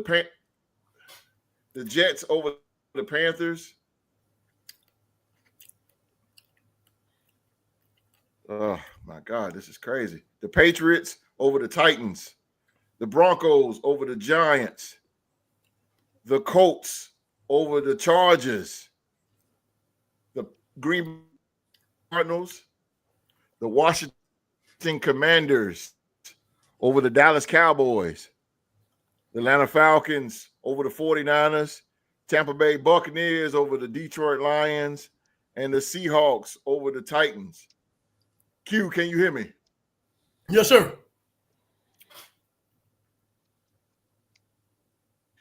You said the Jets will get their first win over the Panthers. What do you see in that game? The Panthers, congratulations on their win against the Cowboys, but we know how they do. They get up for certain teams, and I think that the defense, they won't run like they did over the Cowboys this week. I think Aaron Glenn will have that defense tight where they won't run, and without that prominent running game that they have, I think that I think the Jets have a better chance of winning with Carolina up there in New York. Mm-hmm. Okay. And your Minnesota Vikings, they play the Philadelphia Eagles here, man. What is the game plan against the Philadelphia Eagles? What do you have to do to get the win against Jalen Hurts and that tush push? Because they're going up to U.S. Bank. They're going up to your house this time. Yeah. What do you got to do to get the win here? Well, first of all, I'm not worried about the tush push. We just got to stop the run. And first of all, I'm not worried about it. If we stop the run, they won't get to the tush push. And so we got to stop the run. We're great. We're great on the perimeter. We won't have to worry about that on the perimeter. Teams don't get off on us like that on that perimeter. So we just got to stop that run. We stop that run. Brian Flores bring that wicked. Guess who's coming in? Guess who's who on that defense, and that secondary in trouble. I don't know if Quinton Mitchell is going to be playing, but Jefferson and Jordan Addison and they're going to eat. And we get our offensive line back. We moved Brent Browner, which played. He played center. He played pretty good over there when we played the Browns overseas, and so he'll be matched up against the big man from Philadelphia, which is a dominant force, a dominant nose tackle. But he's a big enough body to handle that. So get Jergens out of there and bring him in there, and then and Darius boys playing pretty good. We bring back Jackson. He's been going for 2 years, so the line is coming together pretty good. Get that running game going, and I think that. If we do those things there, we should be able to win this game. They're not trying to lose 3 in a row. So I'm not too much running. They're gashing us on the perimeter. It's that run game. We got to be up and on that. We got to be up on that because if they get us on that run game, we done. Mm-hmm.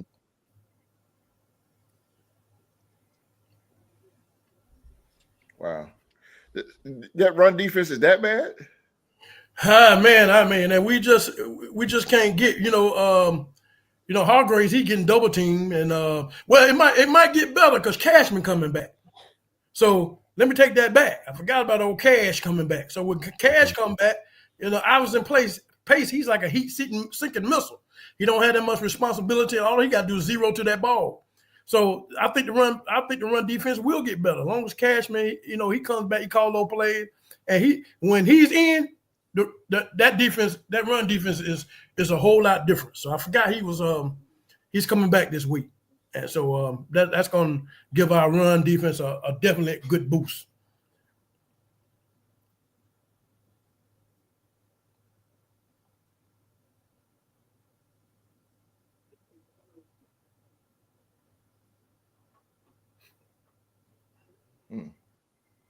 Okay, my joint is freezing up.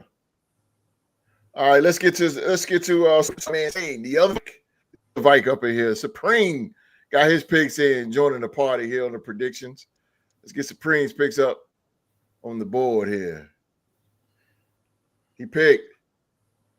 Oh, he went with the Steelers as well. Ooh, L. He chose the Rams over the Jags, the Bears over the Saints, the Cleveland Browns over the Miami Dolphins, the Kansas City Chiefs over the Las Vegas Raiders. Of course, his Minnesota Vikings over the Philadelphia Eagles. Carolina Panthers over the New York Jets. New England Patriots over the Tennessee Titans. The New York Giants over the Denver Broncos. The Colts over the Chargers. Packers over the Cardinals. Commanders over the Cowboys. The Falcons over the 49ers.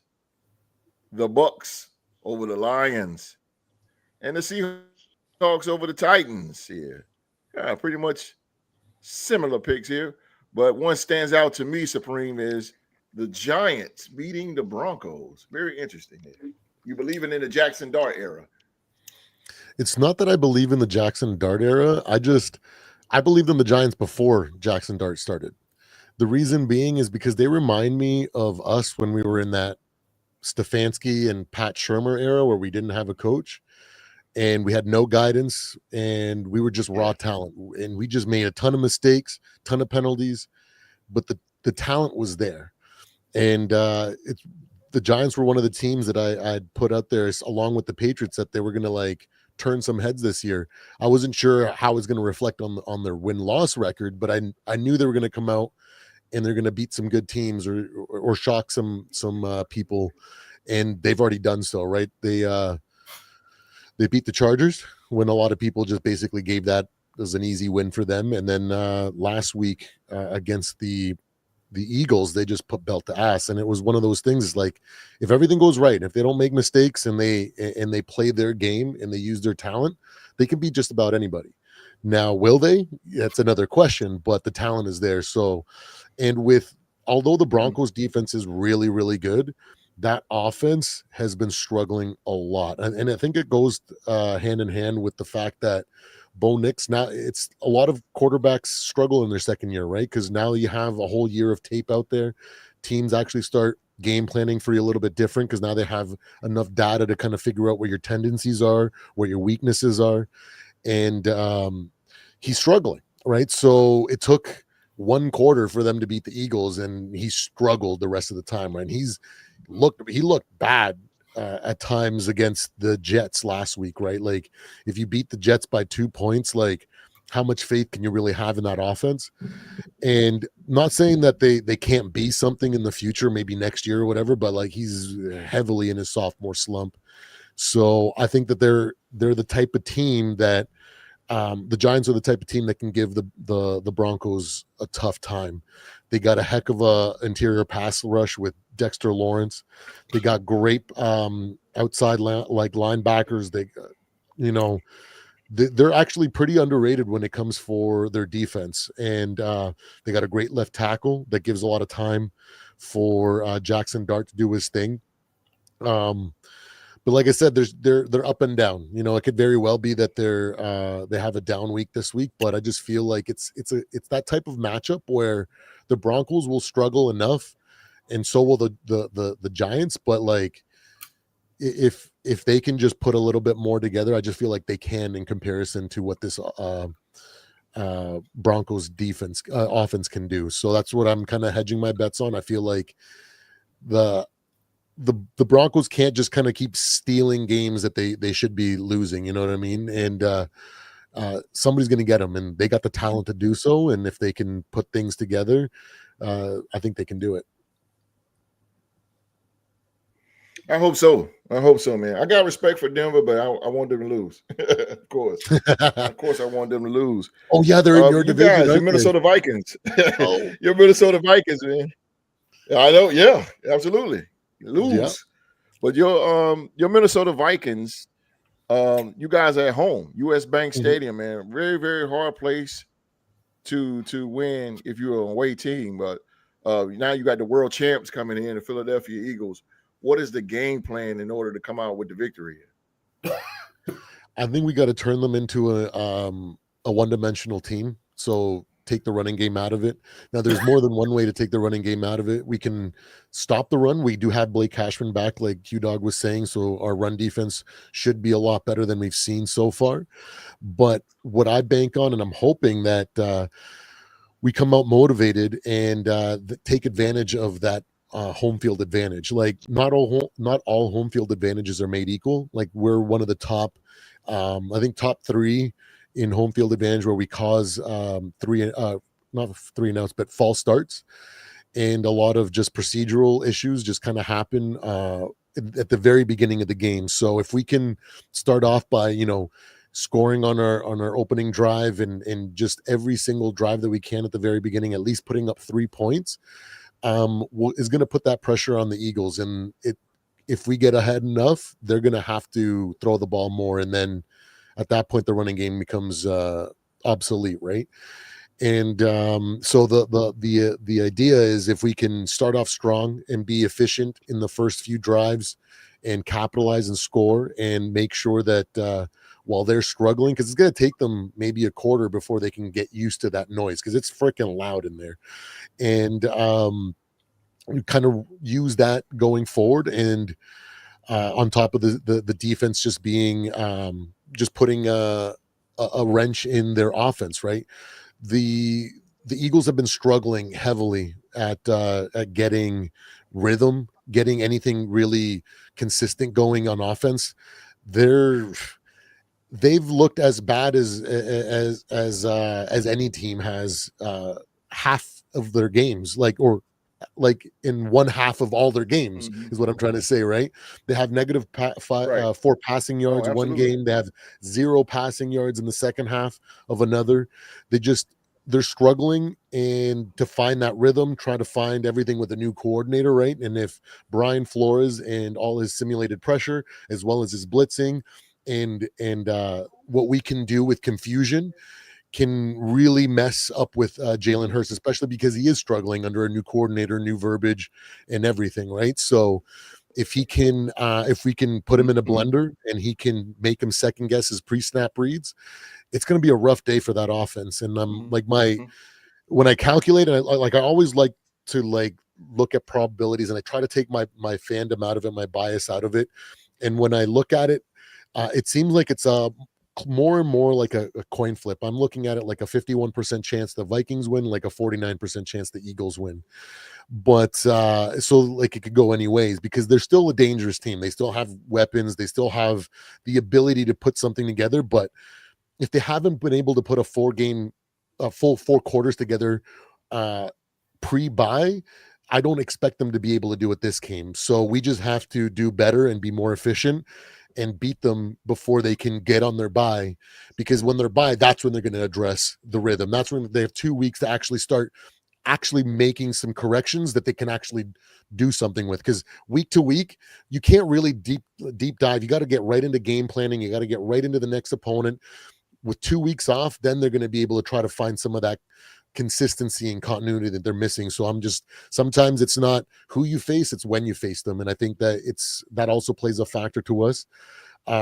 If I just let my fandom kind of go wild, I really hope that because they are struggling as bad as they are, and all the news and reporting coming out of their organization right now, I feel like it could very well be one of those, like a 2024 game for us, where last year, where we were coming out strong, coming out with turnovers and jumping up to big leads right off the bat, and then making it difficult for teams to get back. And the way that they're struggling, if we put up a big enough lead and we're just dominant like that defensively for the first half, it might just be too much for them.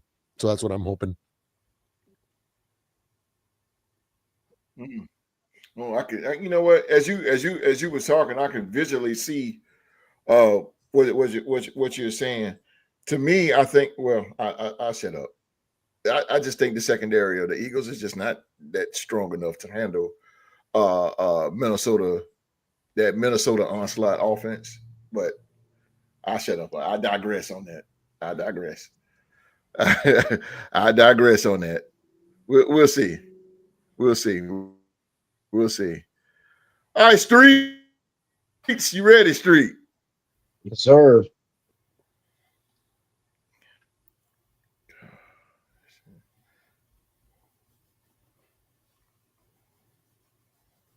All right. Damn. Trying to put it up there. All right. Wall Street picks. Oh, my God. He chose the Steelers. Another L. Another L. Another L. Another L. He chose the Rams over the Jags. It's just similar picks, everybody. Everybody is on the kind of like on the same board here this week. The Bears over the Saints. The Dolphins over the Browns. The Chiefs over the Raiders. The Philadelphia Eagles over the Vikings. Ooh. Okay. Carolina Panthers over the Jets. The New England Patriots over the Titans. Denver Broncos over the Giants. Indianapolis Colts over the Los Angeles Chargers here. The Packers over the Cardinals. The Cowboys, his Dallas Cowboys over the Commanders. The Falcons over the 49ers. The Detroit Lions over the Tampa Bay Buccaneers. And the Seahawks over the Texans. Now I go back to the shit. Now I put together. You said the Lions were the red hot Baker Mayfield game. Yeah. I see the Lions coming away with this one. They're tough to beat at home. They play fast at home. I think they'll get after Baker on that artificial turf. I think they'll make it a long day for him. And I think that running game is gonna get the rolling up there in Detroit. So I'm picking Detroit to win. They're picking Goff to have a big game.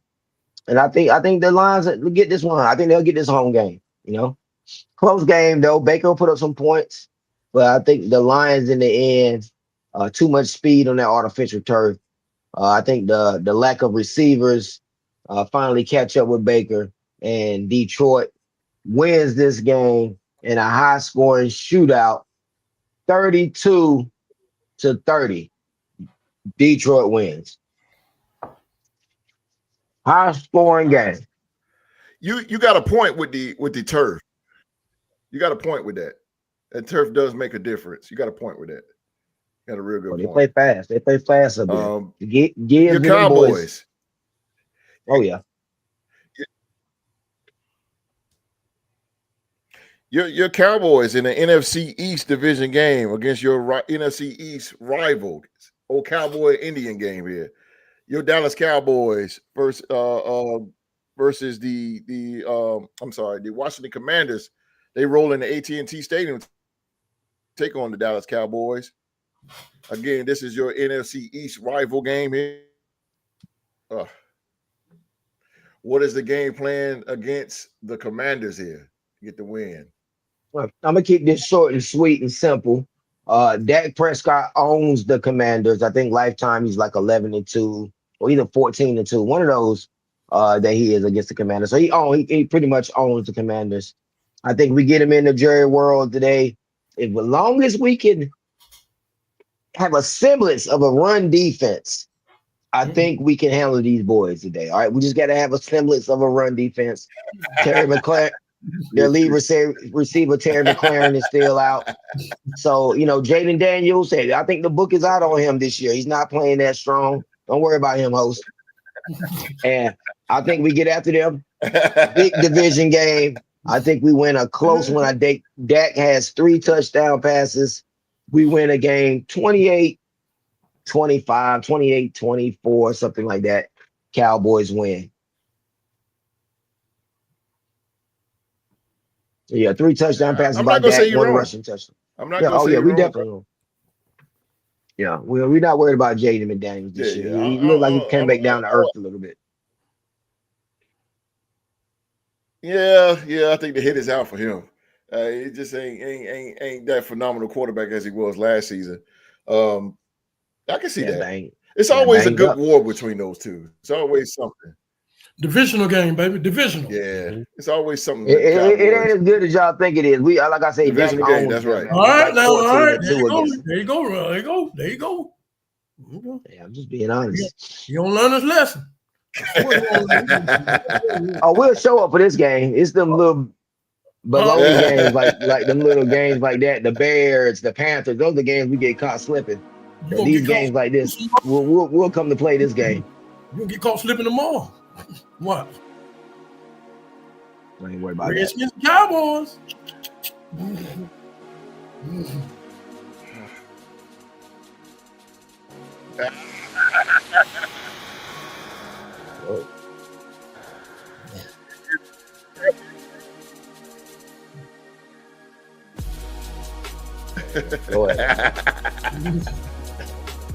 Wallace, my man.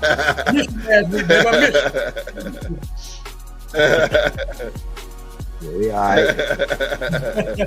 I'll be texting you. I'll be texting you tomorrow when y'all get smacked around by the Eagles. Definitely. Oh Lord! All right, now we go the other way. I want to hear from you now. When you go the other way. Y'all the 1 o'clock game. Y'all the 1 o'clock game too. So y'all 1 o'clock game, right? Yeah. Y'all get y'all whooping. Y'all get y'all whooping early. You know what I'm saying? All right. When you go the other way, I want to hear from you now. You'll hear from me, baby. All right, baby. Keep the phone right beside me. Keep waiting on your call. Yes, sir. Come tap him on the shoulder, Q. Hey, you already know what time it is. Better get ready for that trap game tomorrow. You like them trap games? This ain't gonna be no trap game. We get up for these boys. Okay, you said okay. We get up for these boys. You said against Carolina. You wasn't here last week. I bet you thought it was gonna be a trap game, didn't you? I'm disappointed in my boys against Carolina. I ain't. I already know. It's all good.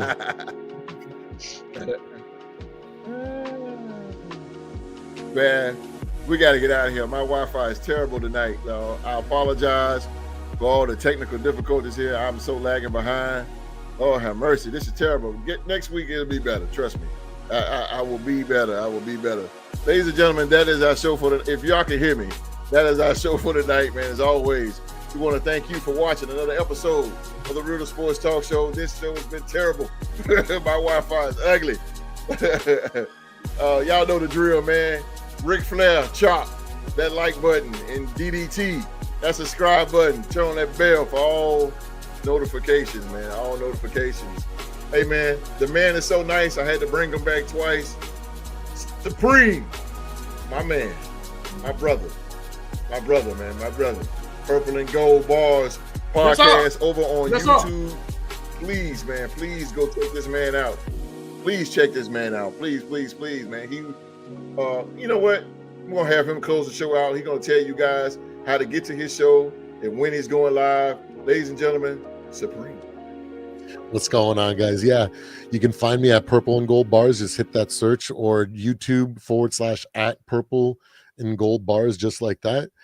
And that'll get you there too. I'm live every single day, and I'm ramping up my stuff. So I'm dropping some shorts. I like to talk about just about anything. So there's not just Vikings content. I try to do other stuff as well. Like I just dropped a video kind of laughing at Mike Tomlin for his comments on why they would trade Joe Flacco and how he doesn't know. I also just recently dropped a video about Micah Parsons and him complaining about the officiating. And I'm just like, bro, shut the heck up and just play the game. And how about you outright win the game and not let the refs get into it, right? So if you guys want some cool, like, different takes and optimistic look, and I'm biased take, you know, no bias, just bars on my team. All right. Yeah. I like that Parson hate. No doubt. Too. Purple and Gold Bars again, man. Purple and Gold Bars. And thank you so much for having me, like always, bro. Purple and Gold Bars, man, on YouTube, man. Oh, man. Hey, man. Hey, long as you keep on coming back, brother, you family now, bro. You family now, and hopefully we'll see you next week and continue on, man. Hey. Oh yeah, man. Your family, if you got bro. a spot, just message family. me. I'm always family. I'll find time. Yeah, man. Me and my buddy love to see you. Come on. Well, I tell you what, then. We'll see you next week, then. One time. That's right. Never. Get it. Wallace, get it. Come on. And I know Wall Street, you know, there's a lot of us Vikings. It might feel like it's 2-1, but you know what? I will take the side of reason, and I will be objective when I need to. You know, that's. I gotta ask y'all a question. What's y'all quarterback name? I can't remember y'all quarterback that's gonna be starting tomorrow. What's your quarterback name? Carson starting. Unfortunately, Carson Wentz. Oh, shoot shots. He played pretty good last time y'all was out. Last time out, he showed up, but you know he might start back Winston. So you know how he do. You never know. Hey, that Eagle Green gonna give him a big flashback. He gonna. Well, you know, it's Isaiah Rodgers and Carson Wentz revenge game. It might be. I can't wait to see this one. I can't wait to see this one. I think that's gonna come on prime time. I think it's gonna come on prime. No, it's not gonna be up. No. Y'all not gonna be on prime. Come on. Why would they put y'all on prime time, man? Come on, let's be serious. Tell me what prime time team out there. You know that. Oh man, get out of here. You know that. You look at that star boy. Yeah, man, anybody trying to hear that, man? Tampa Bay and the Buccaneers. The Seahawks. Get out of here. Them Giants. When they playing us, yes, that's about the only time. I'm just joking, all love. Tired of street, boy. I'm telling you, but I can't wait till I can't wait to December 14th. It's the day before my birthday. Ruin your birthday, ruin your Christmas. You gotta love it, baby. Gonna ruin your birthday and ruin your Christmas. Ain't that messed up? Get your lump of coal. We're gonna be the Grinch for your Christmas. That's what we're gonna be at. But by the time that game comes, y'all be dumped anyway. So I ain't worried about it. Nah, I hope not. God knows I hope not. Oh, damn. Yeah. All them trap games y'all got to go through. So I ain't worried about all that. Starting tomorrow. Let's go. You heard it from the dog now. All right.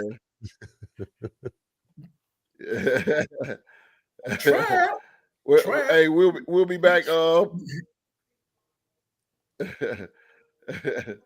That's crazy. Hey, my computer. Can y'all hear me? Yeah. Okay, this joke is crazy. It's crazy tonight, man. We'll be back. We'll be back next Saturday night, man. Supreme, you'll be back in the building. Supreme will be back with us. Supreme, man, we got to, hey, the more you come on, man, we got to throw you in that trivia, man. We got to throw you in some trivia. We got to throw you in that trivia fire, man. We got some head-to-head trivia, man. Get hot up in there, boy. Get hot in that trivia. He can handle. He's a Viking. No, get hot in that trivia, boy. He's a Viking, bro. I'll do my best. He ready. Don't worry about all that. Just throw him on in there. Yeah, we got to get you. We got to get you in that trivia, man. Got to get you going in that, man. Because we, like I said, man, we have fun. We have fun with it. We need somebody to try to take down the dog, and Streets is a pretty good trivia guy itself, man. So we got to throw you in there, man. We work on that little by little, brother. We're gonna get you in there. We'll do it. My bad, man. Oh man, out of here. This Wi-Fi is killing me, y'all. I cannot apologize much more for this terrible Wi-Fi of mine. But again, man, we'll be back next Saturday with more sports news from the NFL, and we'll see who will be the king of Week 7. And we will have the picks for Week 8, and we'll have the reviews for Thursday night game. It will be Justin Jefferson and the Minnesota Vikings. They'll be taking a trip across country over the sunny Inglewood, California, and SoFi on Justin Herbert and the Los Angeles Chargers. Q-Dog and Supreme. They will be definitely fired up for that one. So, I totally forgot. That out, man. And also my Raiders against those Kansas City Chiefs. I totally forgot. Man. I got to get you that Raiders link against the Kansas City Chiefs. I got to have them. Hey, Q-Dog, I got to send you that link for Q-Dog tomorrow. No doubt. Yeah. I'm always here, man. I'm here. I'll get it. I'll email to you and we'll hit it tomorrow for the post game. 5 p.m. Okay, I got you. Yeah, excellent. Baby. Yeah, I shoot you the email and all that good stuff. We'll get. Yeah, I just it just slipped my mind. I'm not gonna lie. Man, we'll get that going, man. Been working. Oh, whoa, dog. Whoa, dog. Oh, dog. I wonder if he got in a good fight in after last week. We got a lot of fight in us. Don't you worry about us. We got a lot of fight in us. And you got clawed up pretty bad, baby. I swear. Yeah, we did. But we got with a leader like Dak Prescott, we'll be okay though. With the leader like Prescott, he'll rally the troops. We'll be ready. We'll be ready tomorrow. I guarantee you that. Prescott play defense? Nah, he don't play defense. I don't know how much of an effect he's gonna do there. But his offense gonna have to be our defense tomorrow. His offense gonna have to be our defense. There we go. Tell that noise, baby. We'll be all right. Word up, man. Hey, lastly, man, come on back next Tuesday. I'm going back Tuesdays, man. Me and Mark, we're going to be doing a new show Tuesday, man. It will be the Power Hour, the Real Sports Power Hour. Sports to talk about is over with. I killed that. It will be the Real Sports Power Hour show, man. Effect one solid hour, man. We're going to talk. We're going to have the UFL and college football news, and we will go over the games for Week 7 all in 1 hour, like Chris Berman. Fastest 3 minutes. We're gonna get in, we're gonna get out, man. So me and Mark will be back Tuesday for the Power Hour, man. And Saturday at 7 p.m., man, the Real Sports Talk Show. Y'all know how we do, man. We come back with the hottest sports news, man. Streets will be in the building, Q-Dog will be in the building, and my man Supreme will be in the building. Don't forget to check Supreme out at Purple and Gold Bars on YouTube, man. Go check him out here tomorrow, man. So everybody around the world, I apologize again for this stupid Wi-Fi, but everybody around the world, man, please be safe and stay safe, and that's in order.